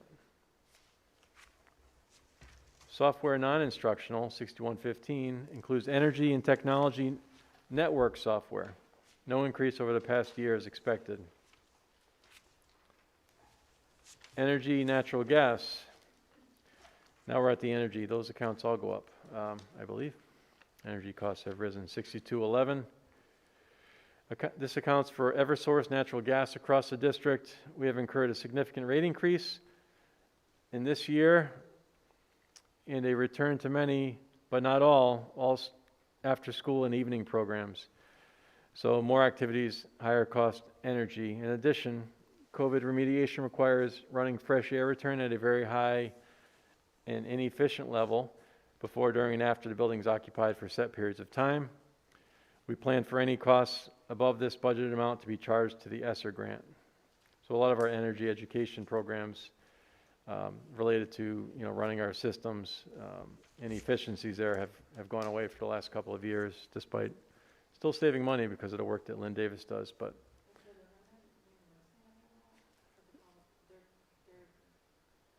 no, I don't believe that's reimbursable for the extra energy costs for running the systems, right, Sam? I mean, they're requiring you to do it. Yeah. It was specifically not reimbursable in earlier grants.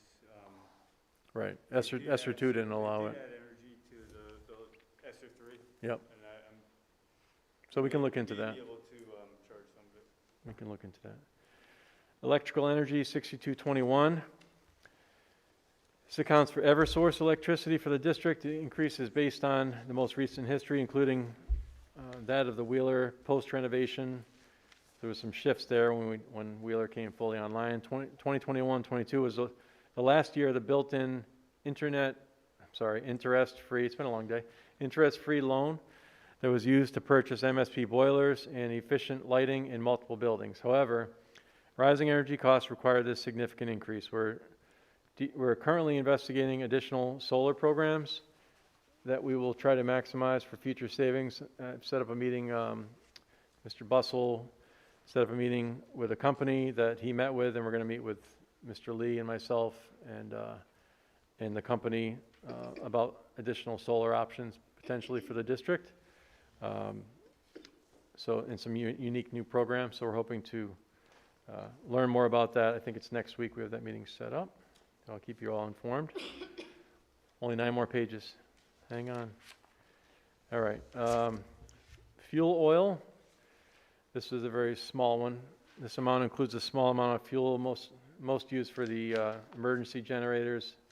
This account was not needed last year. However, we need to build a minimal amount of funds back into this line to prepare for upcoming district needs. So the year before last was $4,000. He didn't ask for any last year, so he just wants $2,000. Gasoline and diesel, 6261. Account is for diesel bus fuel. The cost reflects a general increase in fuel costs despite continued success in locking prices in at the lowest current available rate. Last year's rate was optimal. Mr. Buden and Mr. Adlerstein locked in a really good rate at an optimal time. It was a very low rate. They did a very good job on getting that rate, but that was not possible at this time due to significantly different market conditions. However, we continue to benefit from the shared services and economies of scale over at roadways with buses filling up over there. 6401, supplies, textbooks, went down by just over $1,000. This object's a composite of accounts at the middle and high schools as well as textbook purchases controlled by the curriculum department. This account includes, includes additional software, additional textbooks needed for the expanded MSP Algebra 1 honors course for high school credit, high school math textbooks, and business ed textbooks. Purchases beyond the usual replenishments are planned for direct charge to the ESSER grant, and that planning resulted in a decrease to this line.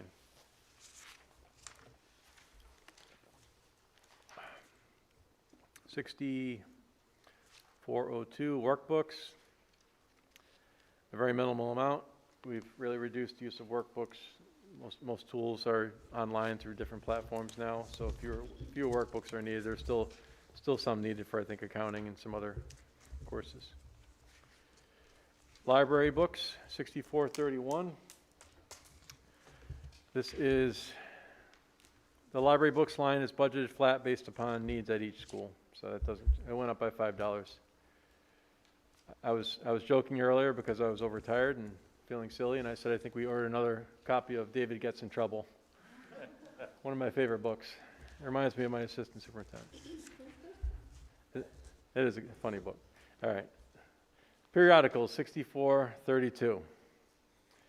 Went down by $4,550 or almost 73%. The periodicals line includes the Note Flight program for general music classes, similar to Google Drive for music, among other periodicals. This line is a roll-up from a number of instructional areas and has been trending downward, reduced to actual experience, largely due to online availability of many resources. It's a small account, but it went down significantly.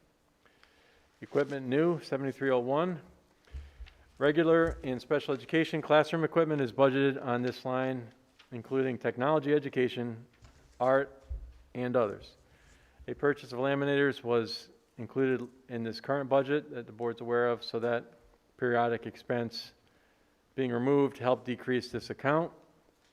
Band equipment was purchased with ESSER funds. As you know, we purchased a significant number of instruments so that students would have loaner instruments if they wanted to play music and couldn't afford to rent an instrument themselves. So that also helped decrease this budget. It's been reduced accordingly. And 7302, equipment replacement. Several projects have been completed, including replacement of the time clocks in each school.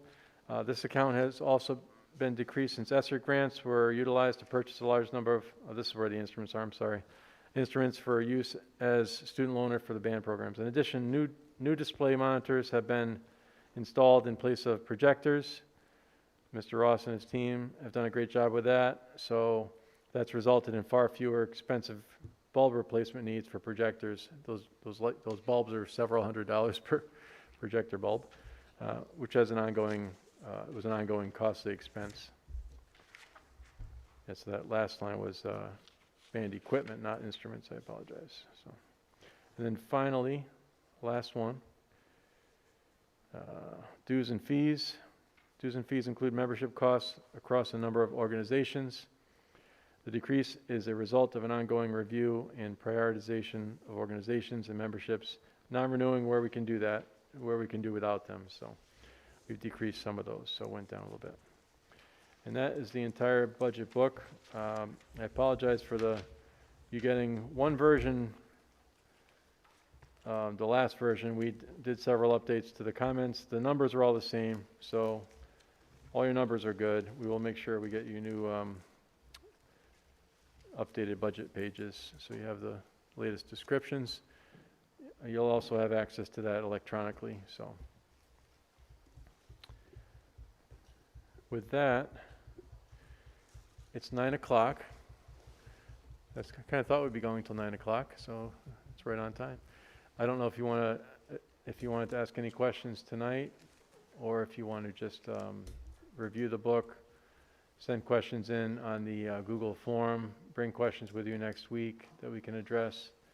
Next week we'll go in, based on your questions and notes that you have, we'll go into the book in more depth, and you can ask, you can, if there's something that's of concern to you, we'll make sure we take all of that into account and see what we can do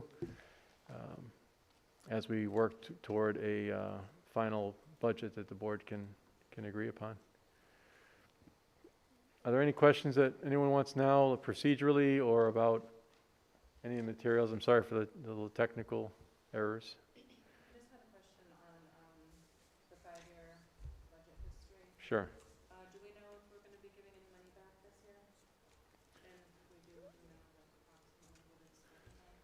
Right. I don't, as I said in one of my slides, actually it was in my presentation at the beginning, we're trending as we would in a normal year, so we're spending at about the same rate as we would in a typical year, a non-COVID year. We've had 2 years of operating at with some efficiencies because of buildings being closed.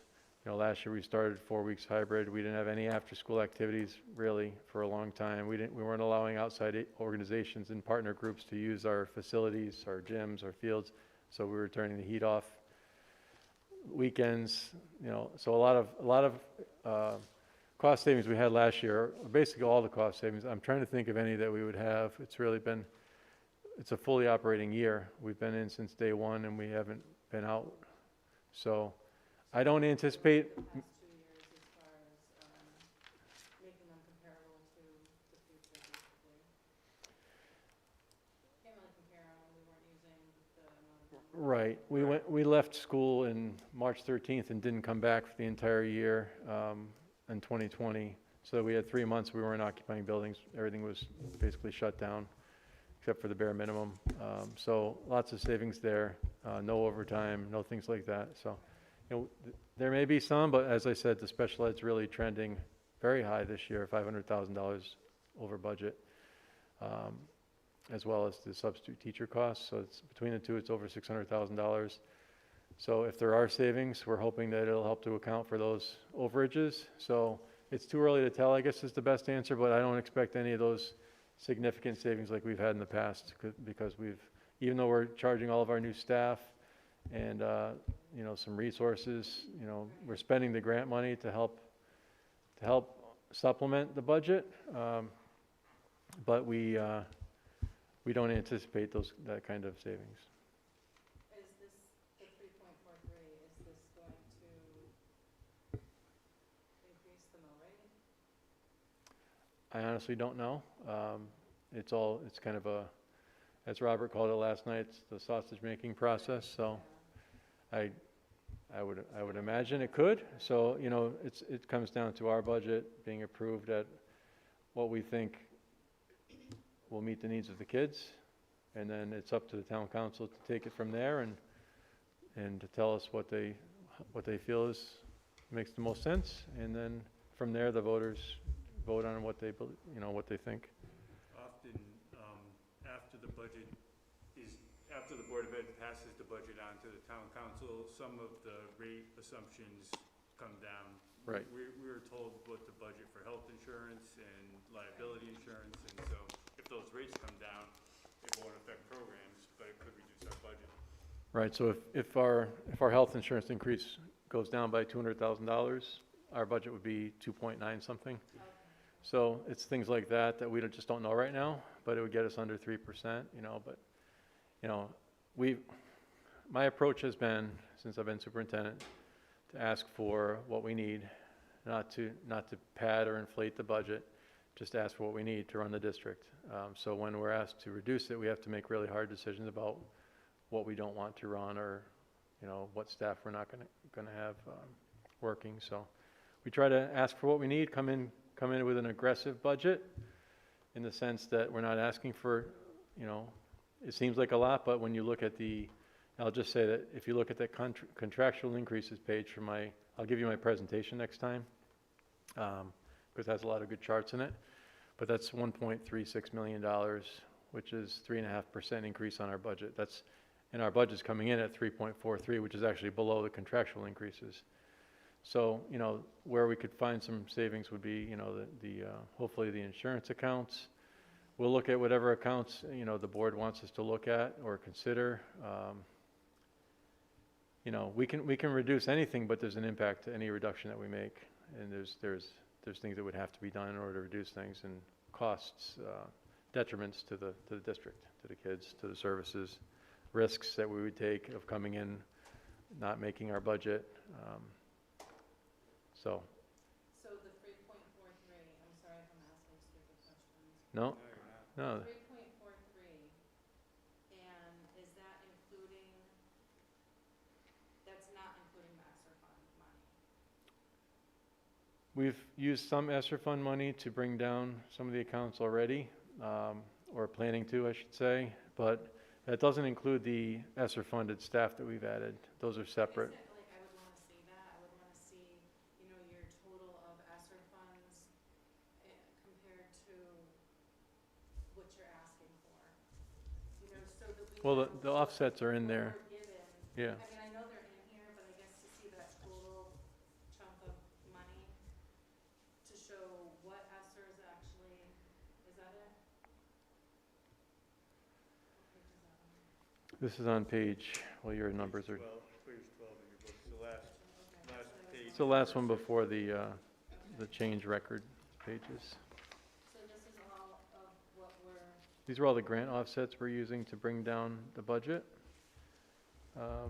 Between open choice, go ahead, Sam. Sam's better with the No, offsets. you're asking a real good question, because it helps explain how this book is organized. That'll fundamentally help you understand how we put our budget together.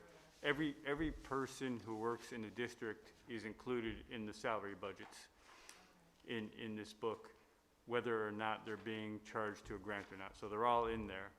And then we use grant money, and we call it offsets, to then reduce some of those salary amounts.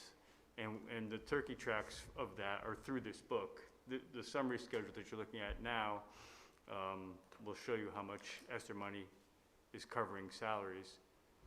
What's not in this book are anything that's direct charged to either title grants or ESSER grants or IDEA grants. There's a number of supplies, purchase services, consulting services for special education, costs like that just aren't in this book because it's not part of the Board of Ed budget. I see. I So- guess I'm just trying to see, So to specifically answer your question, the last number in the middle column, ESSER salaries. $892,000. So if you take all of our personnel costs and they're in this book, Right. $892,000 of those are assumed to be offset to the ESSER grant.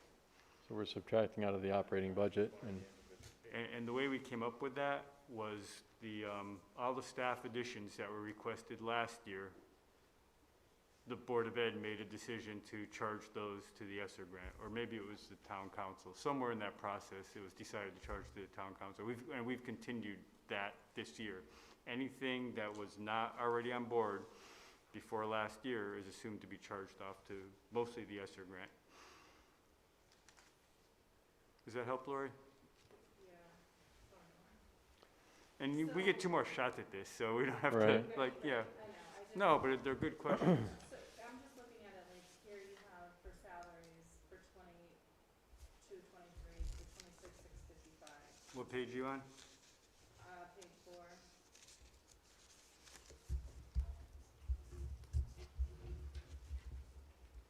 Of the first section? Page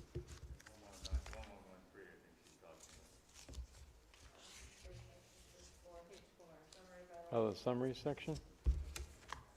Okay. Yeah, the salaries. So on that line,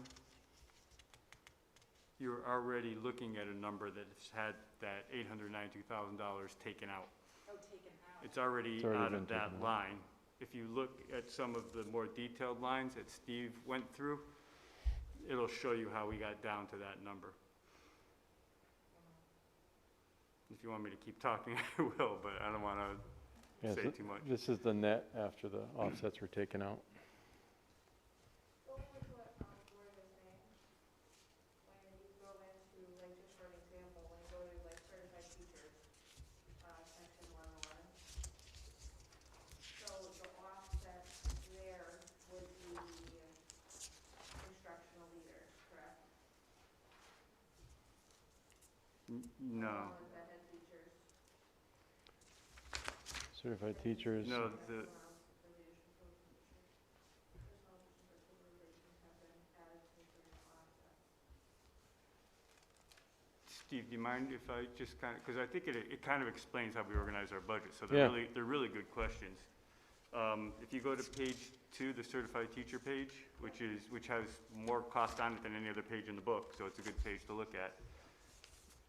Do you see the line that says total before offset? That's all the teachers that are in the district, regardless of whether they're funded by the Board of Ed budget, whether they're funded by IDEA, whether they're funded by Title I, whether they're funded by ESSER, regardless. They're all, up to that line, that's everybody. And that's contractual salaries up to that line. In addition to contractual salaries, teachers get stipends for a variety of things. For example, some teachers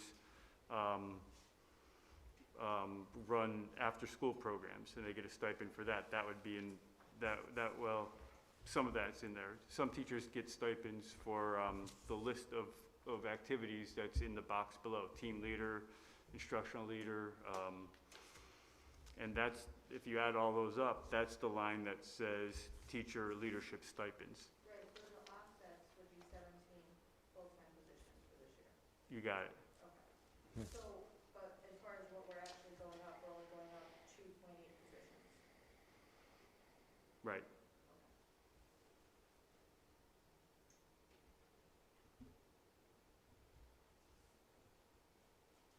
I guess I'm still just stuck on that salary, so you're basically saying that the money that we gave to ESSER, that we are getting from ESSER, $892,000, if we add that onto the salaries for 26, that's how much, I mean, that's a lot of money. Or another way of saying it would be the offsets, that's the ESSER, right, the offset. Right. So when you look at the offset of that page, Lori, like for 22, 23, you look at the 1,345,000, that's what's being offset by ESSER. And other grants too. Other grants. For the budget? Are you That's looking at part of the the total offsets on page Yeah, 12. right here. $3,630. Right here, Lori. So that's the budget before, just all the salaries, this is all the extra pay for teacher leader stipends. This is the offsets between a number of grants, including ESSER. ESSER is about 898,000 of it, and then the others like Open Choice, and there's other Title I, there's other grants that account for that $1.345 million. You can find those all in the red on that chart.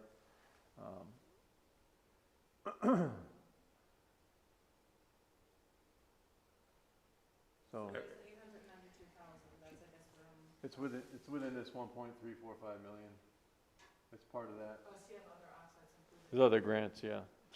ESSER is just one of the grants that we use to offset teachers. I mean, just to look at it at another angle, at one of your meetings, Mr. LePage estimated that about 1/3 of the ESSER grant would go toward funding personnel.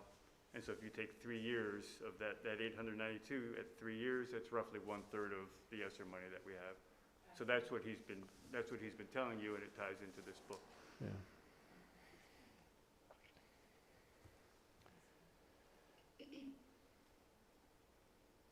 It's hard because we're very much staffing heavy organization in order to help kids, help kids to recover, help them to move forward. So, there's the capital expenditures that you can use, some of the ESSER funds for in some situations and on the town side, but then there's in education, you're limited as to what you can use that for. So we're using it for knowing that those staff we're not going to absorb those staff for all of eternity. Most of them, many or most of them we'll have to make some decisions, obviously, when we get to the end of the ESSER funds. And I've said that since the beginning. So a lot of those positions are temporary to get kids back to where we need them to be, to help support them through the transition back to full-time in-person education, all the emotional challenges that they're dealing with, the learning losses that they're dealing with. So as we recover, hopefully to more normal times, those funds will go away. Many of those staff will go away. We won't be able to budget them in 2024 because our budget increase I'd be asking for 16% or something, ridiculous. So that's how that works. So it's going to it'll phase out over the course of the grant.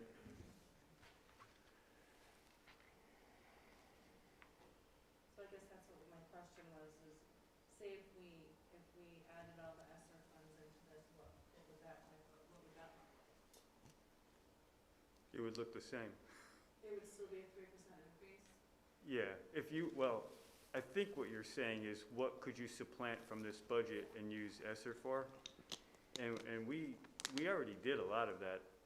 A lot of the pages that Mr. LePage went through said anything above that amount will be charged to ESSER. And the way we build our budget, administrators give us their requests. A lot of those requests aren't in here because we said, okay, we'll use ESSER for that this year. Yeah, So, we basically flat funded all of them to where they were or lower than last year, and we're going to make up the difference for what they asked for with ESSER funds for what they need.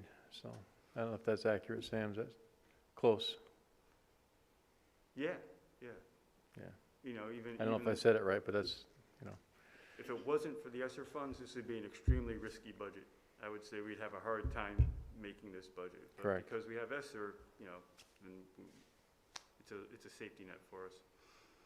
And we have one of the things, we have 2 more years, right, of ESSER funds.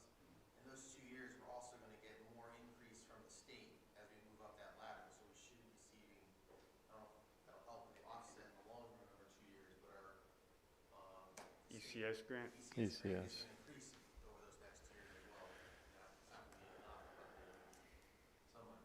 And I know for new board members, this may be a lot, like, to take in all at once, but, drinking from a fire hose, like I Yeah. said. It's a lot. Just one thing about that ECS grant, that comes directly to the town, so that doesn't come to the board. It's not here. It's for the Board of Education expenses. The town will increase roughly $200,000 a year. That, because we have a collaborative relationship, can benefit the board.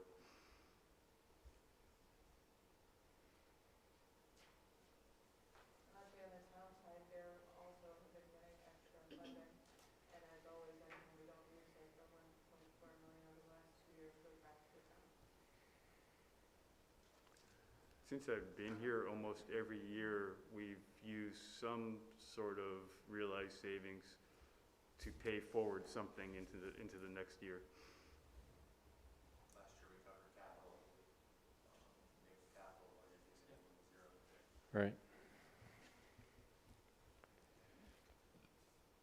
A lot to think about. We'll be meeting on Tuesday at the same time, same place, and I won't be doing any long presentation at the beginning, so we'll jump right into the book and questions that you have, questions that have been raised between now and then. We'll work on answering them so everyone can see that. We'll go over it together. And then any other questions that you bring on Tuesday, we'll work on those. If we have immediate answers, we'll give them to you. If we need to do some research on it, we'll come back Thursday with those or sooner and give them to you. But it's a lot. So, thank you for your attention. I know it's been a long day. And a lot of information, so I appreciate your attention and good questions, and we expect more of those to come, and we'll see you next Tuesday. There's a link on when Mr. LePage sent you the slides. There's a link on his second to last slide that as soon as you can start asking questions tonight if you wanted, whenever he sent you that. As soon as we get the, yeah. Yeah, you'll have the When link we get the to, slide, then we'll have the, This one. get into Google, yeah. but that would be the next thing, is as your questions come up, use that link to ask them. And we'll be monitoring that. I'll share that with all of you now. I'll share the whole presentation. I'll give you a paper copy as well when we get together next time with the rings, the holes punched. Yeah. Can I have a motion to adjourn?